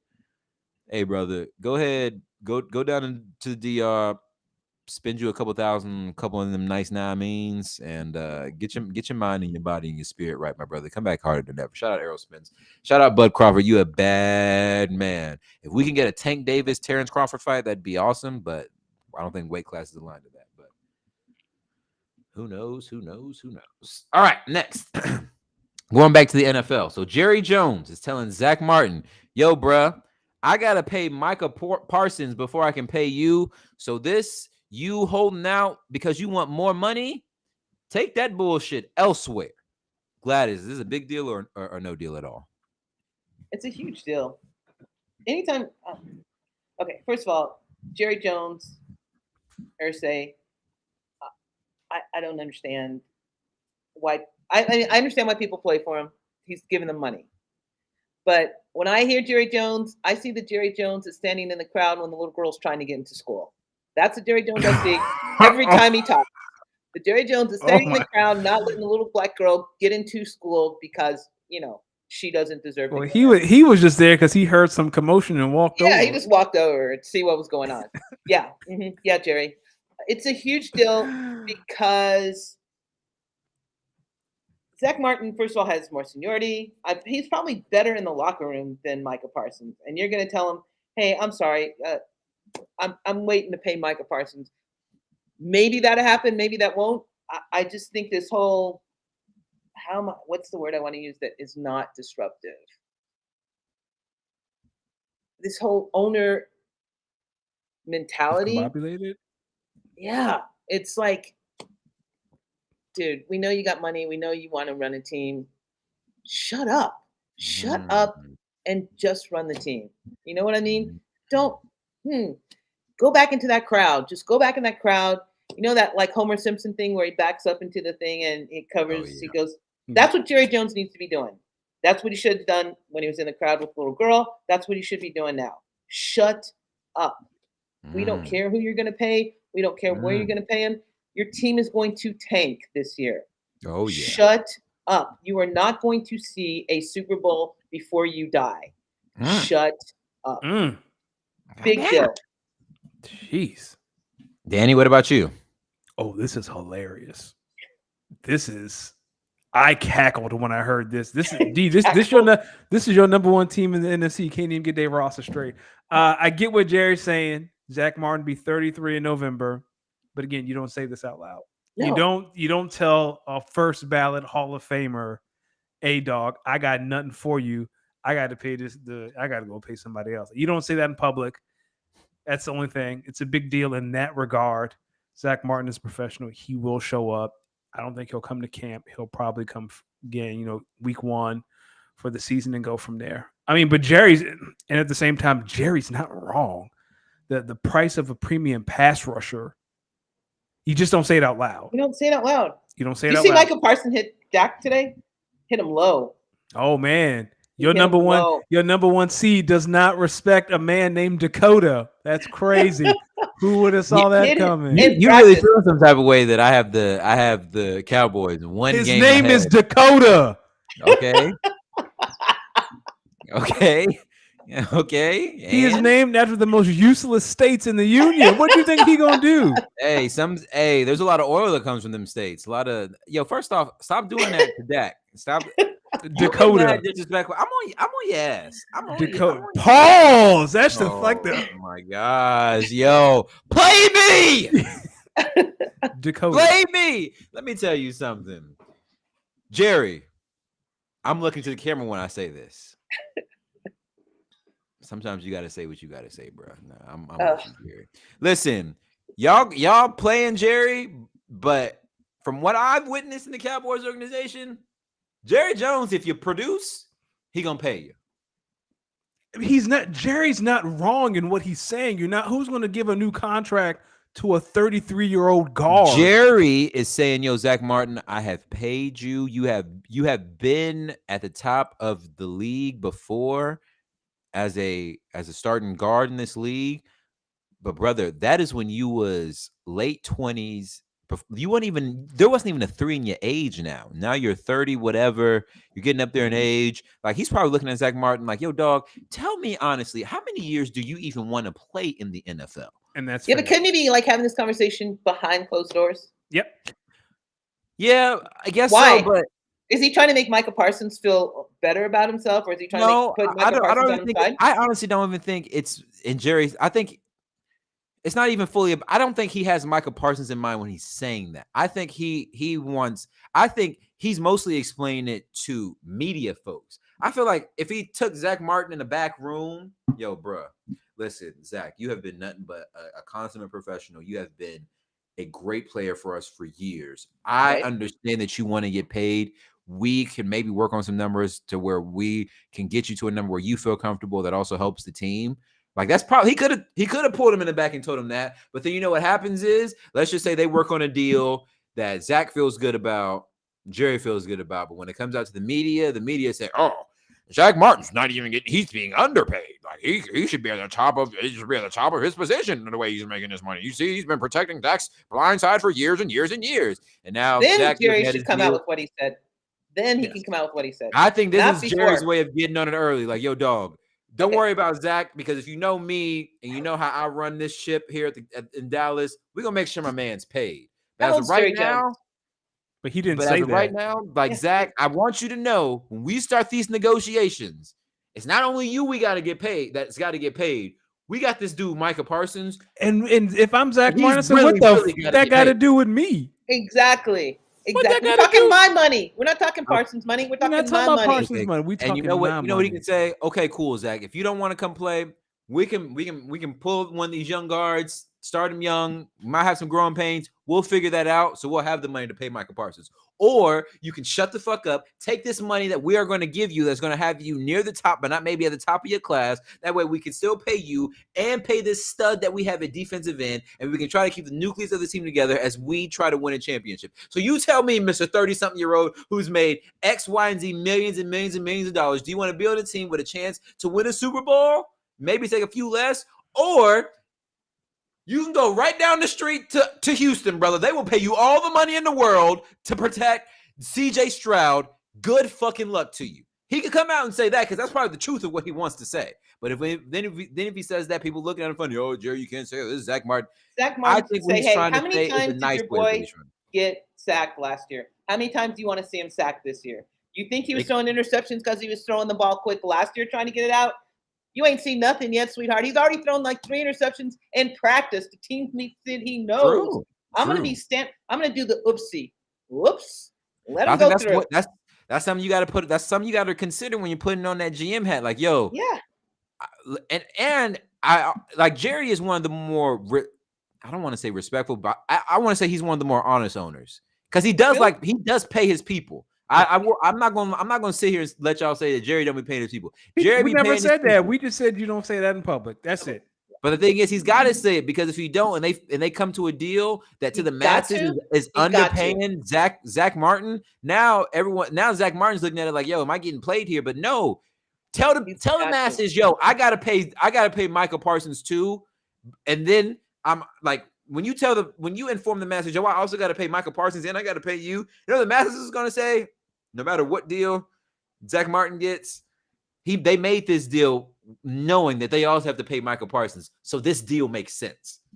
You got to control the narrative. It's don't PR say game. That out loud. Okay, just don't say that out loud. And plus, now Micah Parsons saying, "Yeah, you're going to pay me now. Yes, you're going to pay he has me the large now." Y'all act like that brother didn't know he was getting paid after year. Yeah, but I now think he has just like more a couple more zeros onto that. Yeah, what he was getting paid now. He has all the leverage. He has all the leverage right now. I mean, yo, but Derek, still, if I become a free agent, you don't even understand the Brinks truck money I am about to bring in. Yeah, you better pay me now, Jerry, because it's loyalty. I love being here. You treat me good. Y'all, I think y'all overlook at the fact that a lot of players who go play in Dallas love playing in Dallas and love Jerry Jones. Oh no, Oh yeah, we know. Yeah. Jerry take care of his people. Mm-hmm. Jerry take care of his people. Zach Martin, you know Jerry Jones take care of his people. He gonna take care of you. But listen, man, if you gotta choose between you or Micah Parsons, well, everyone outside the offensive line room is telling him you need to go pay Micah Parsons. I'm sorry. So you gotta look inward, Zach Martin, and then look outward to your organization. That's all I'm saying. That's all Hold on, I'm saying. before I'm just trying to look up the highest paid defensive players. Aaron Donald, 31 million. TJ Watt, 28 million. What do you think Michael gonna try to come in at? 30 a year. 30 a Nah, year. he Yeah. gonna want more He than going Aaron. more than that. He going way more than that. Okay. Maybe it'd be 30 a year if Jerry didn't go out and say, "Hey, I'm not gonna pay my gonna first pay ballot more." Hall of Fame Yeah. guard for Micah." But now, He's nah, gonna get dog. way more than Aaron Price, Donald. No, I thought- price of the yo, price of the if brick Micah going Parsons, up.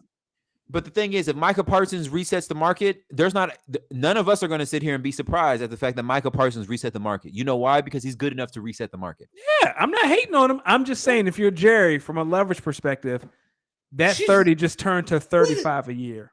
That Okay. $5 million, that $5 Jerry million is give a him lot. $5 a year out of his pocket. Hey, yo, dog. Yeah, don't even count it towards my book. All Just right. little When business. when your number one seed going for broke, I don't want to hear it. Yeah, they'll be all right. They'll be all right. Let's get on to this one. So the Eagles released their Kelly green uniforms. Danny, I feel like this big deal or no deal should just be you and you only. Is this a big deal or no Exactly. deal? Biggest deal of the entire month of July and August. The Kelly Greens came back in 2010 when Michael Vick was the quarterback, but they weren't the Kelly Greens. These are the Kelly Greens from the 90s. I do not like buying football jerseys. I will be buying a Jalen Hurts Kelly Green jersey. It is no question. Take my money. These are beautiful. The only jerseys that have been released this offseason that can compare to the Kelly Greens are the jerseys the Seahawks released. Those are beautiful. If you're going to put in the Oilers, the ones that the Titans are going to wear, those are beautiful. But the Kelly Greens, and they're going to wear them against the Bills and the Dolphins. It's going to be beautiful. I cannot wait.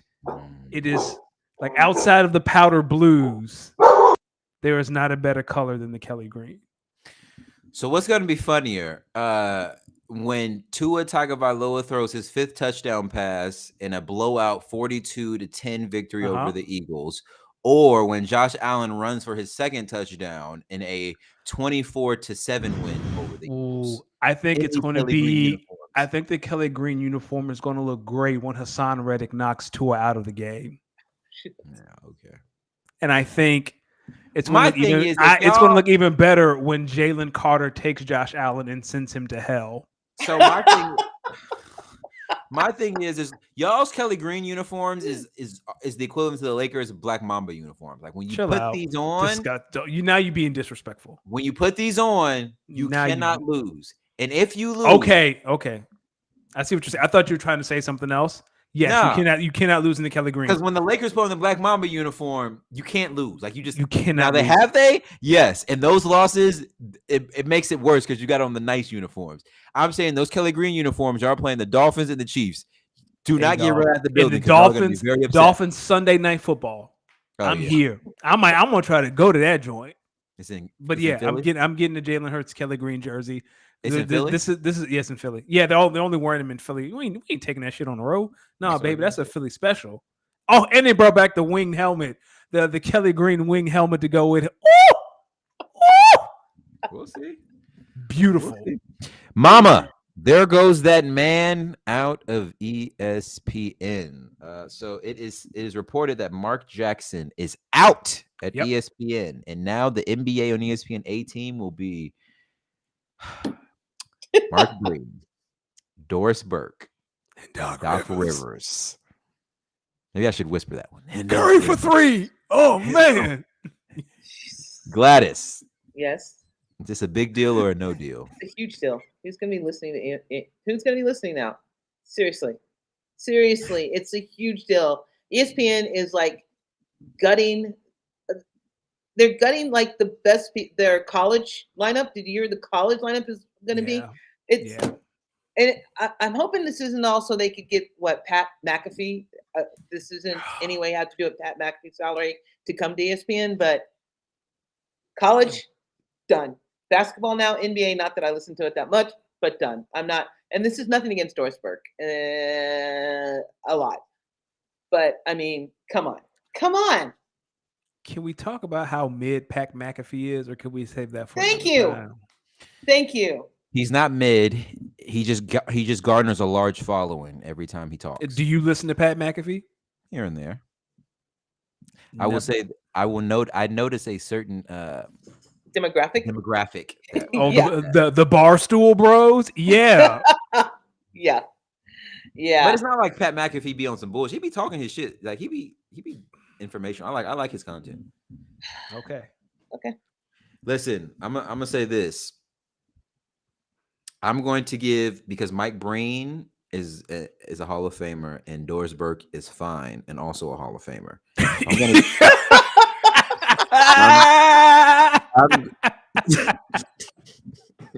I'm going to not Doris Burke Elite Milk. listen. That is elite milk. Oh my.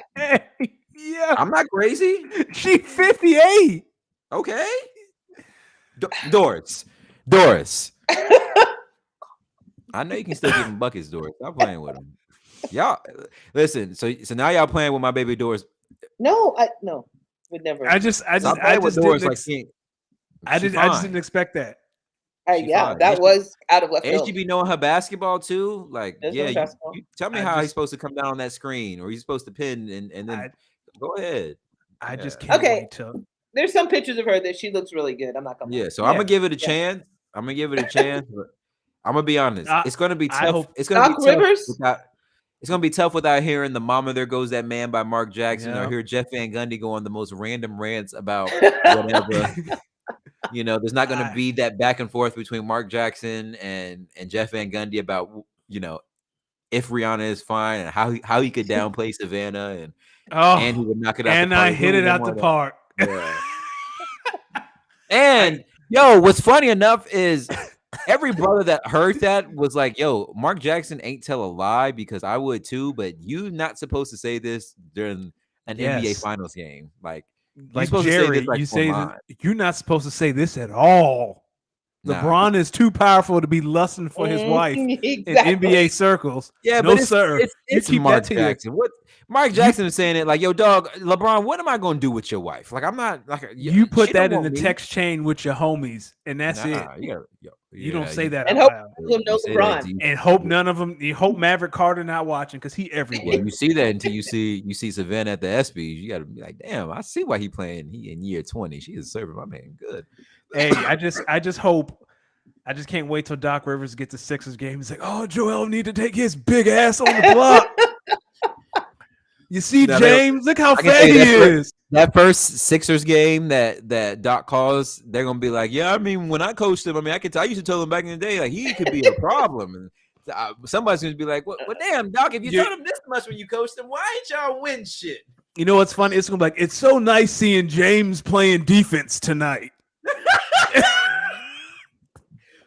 Yeah, you can tell James was definitely real energized for this game. He's engaged tonight. Yeah, now what you trying to say, Doc? My man don't be engaged. I don't think I've ever seen James this involved on the defensive end. Yeah, at all. All right, quick ISO on me. I'm gonna say one thing, and then I'm gonna pass it to my man Danny Ocean to speak on the WNBA. This week we had the was it the Belgium? I think it was the Belgium Grand Prix for Formula One. It was. Yeah, the Belgium Grand Prix. Guys, I'm going to be honest with you. At this point in the Formula One season, I wonder if Red Bull being this dominant is good for Formula One or not. Sucks. This is not fun at all. This product that they're putting on grids is not fun to watch.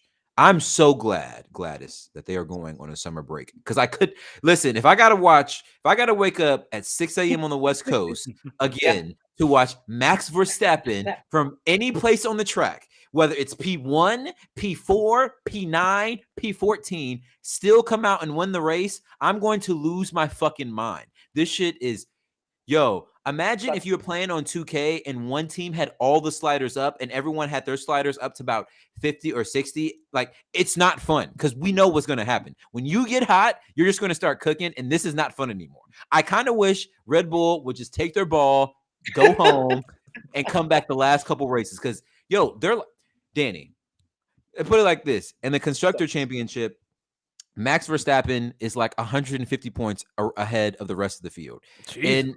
in the constructors championship, well, that's the drivers championship. In the constructors championship, like the team championships, Red Bull is up like close to 200 on the next closest team, which is Mercedes. Like this is Lewis this is Hamilton, not- baby. yeah, shout out team Lewis Hamilton, who ran a good race, but still wasn't like Yeah.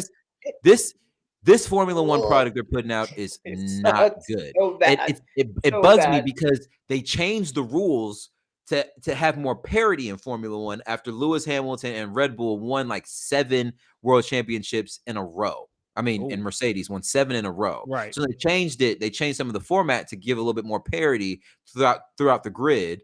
Implemented like a spending limit, spending cap, and all that. And what's happened is Red Bull has come back and designed this fucking rocket ship of a car that can't nobody else on the grid beat. Like it's not fun. Even their B-list driver, who like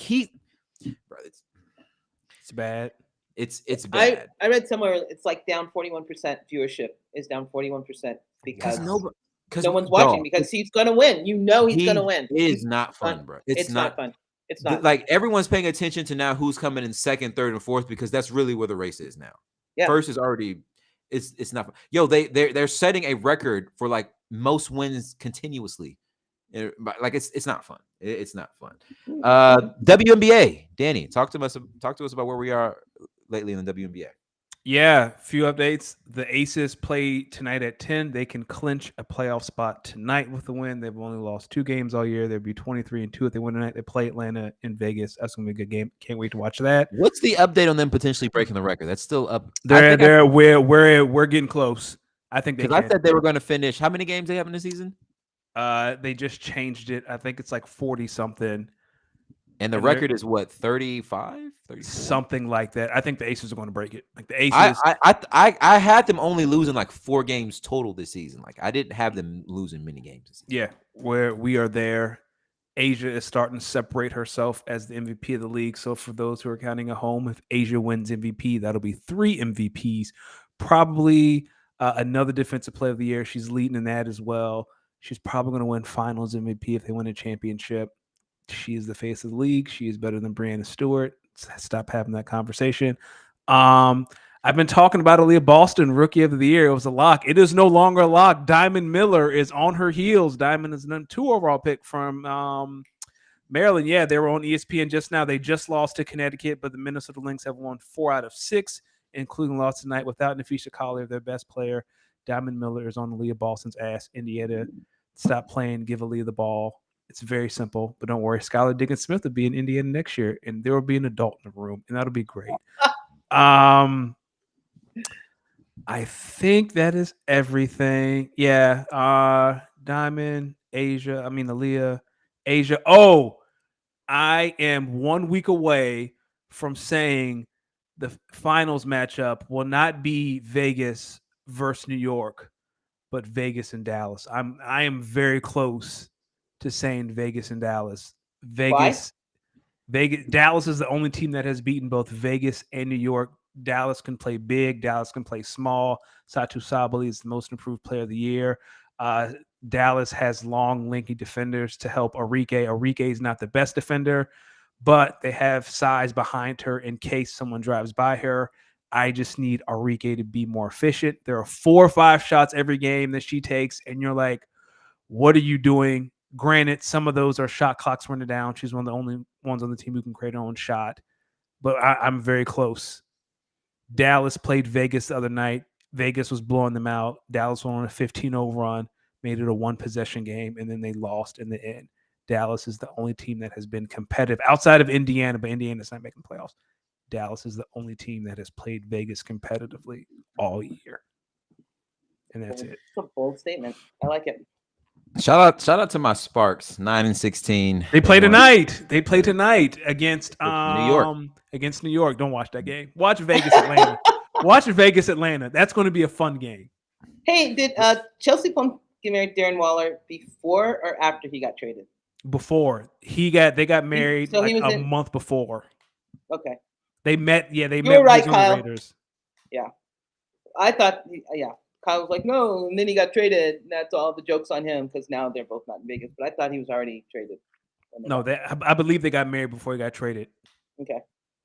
Sorry, Kyle. Fun times. Gladys, do you have anything on your heart tonight before we wrap this thing up? No, because it's just I'm just tired of the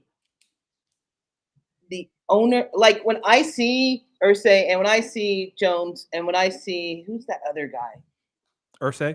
No, I said Irsay. Irsay, Jones. There's like the trifecta of owners who have that for a better thing, master slave. Like I'm paying you, so I own you. McNair, owner of the Texans. Thank you. Yeah, that's it. Yes, that is who it is.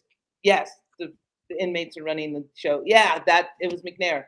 I don't understand how they're allowed to be owners, how they're allowed to have a league, how they're allowed to stay. And like Dan Snyder was trash. I totally agree with that. Dan Snyder should not have ever had a team, should not ever be allowed to even walk into a football stadium.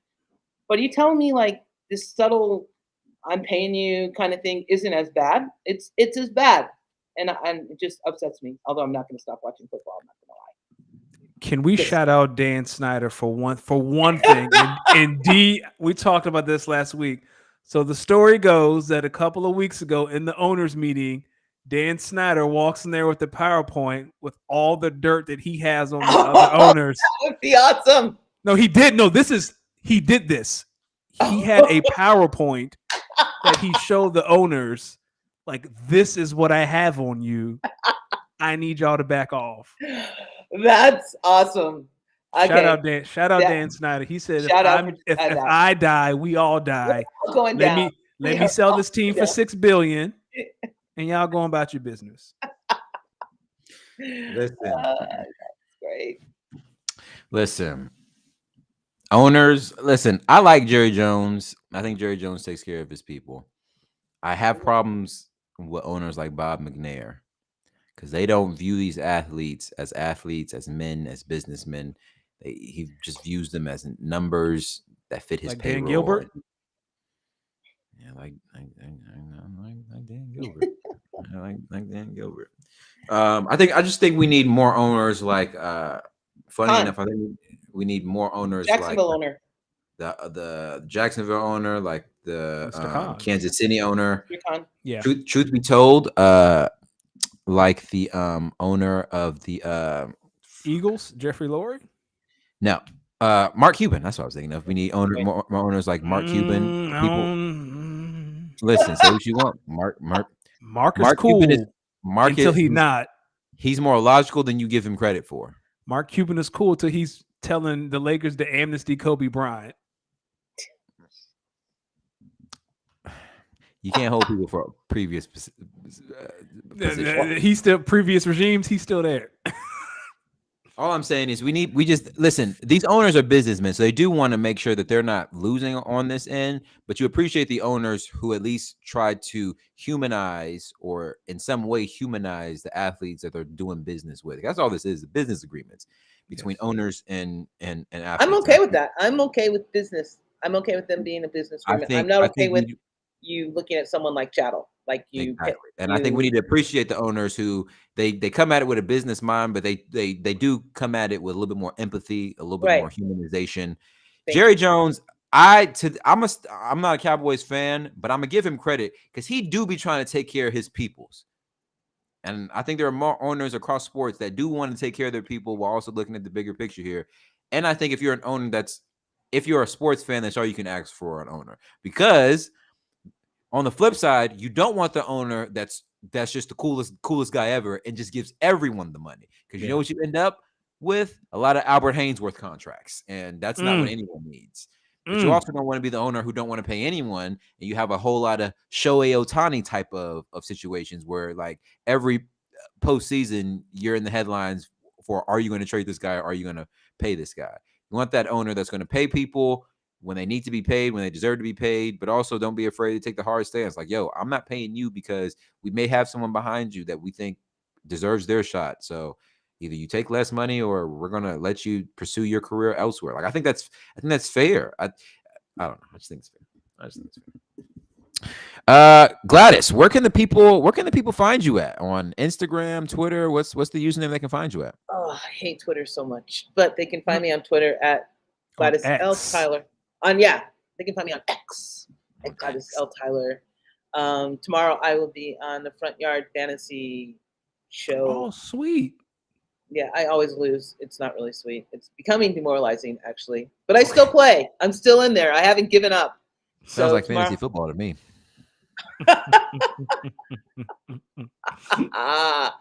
Whatever. So tomorrow I'll do that, and then sometime this week, hopefully, I will finish the NFC West for going for 2 NFC West fantasy relevant fantasy relevant players in the NFC West, which, trust me, is harder than it looks.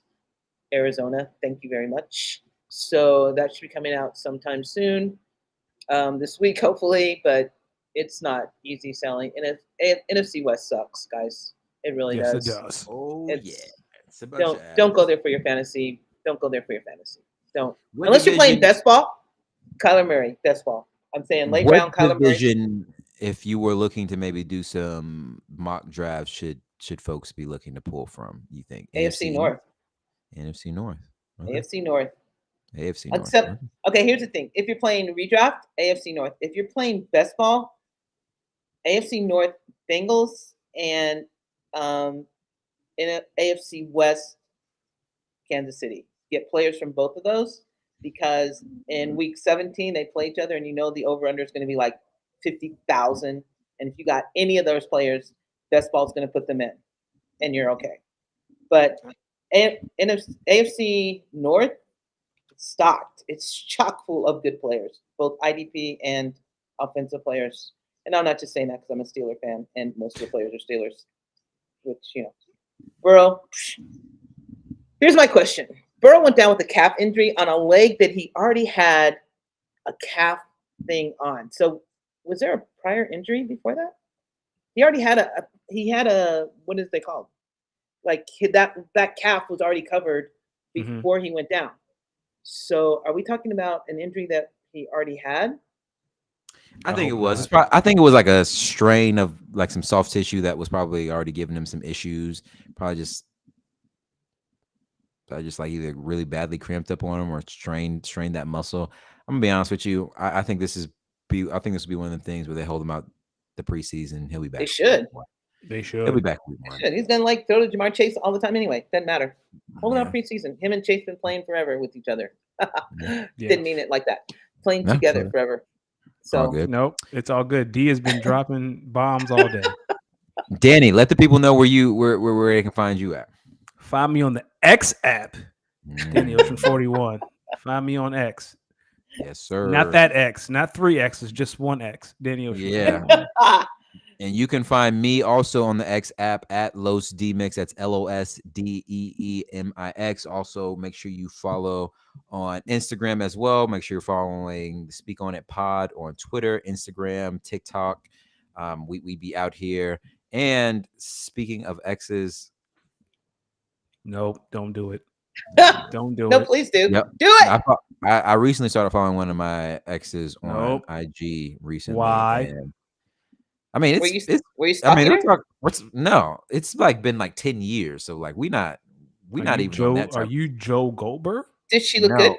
No, it's I don't know. I don't see her in that way anymore. I followed her because I want to follow the downfall.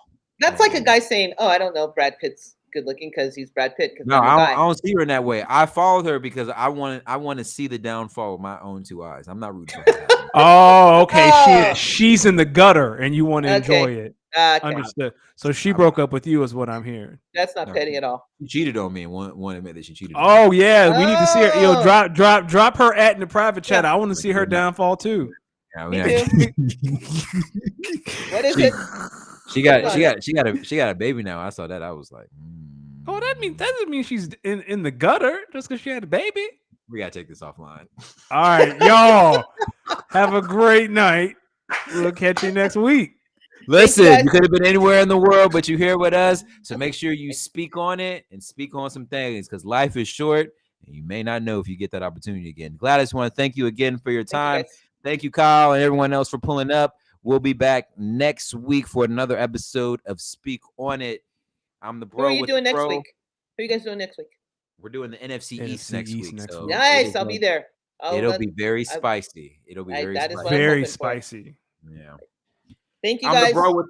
the bro with the fro. My man Danny Ocean. Gladys, thank you for being here. Speak on it, episode 110. Peace. Speak on an _pod. Speak Twitter. on it, X, TikTok. That's where you find us. Whatever it is. The X.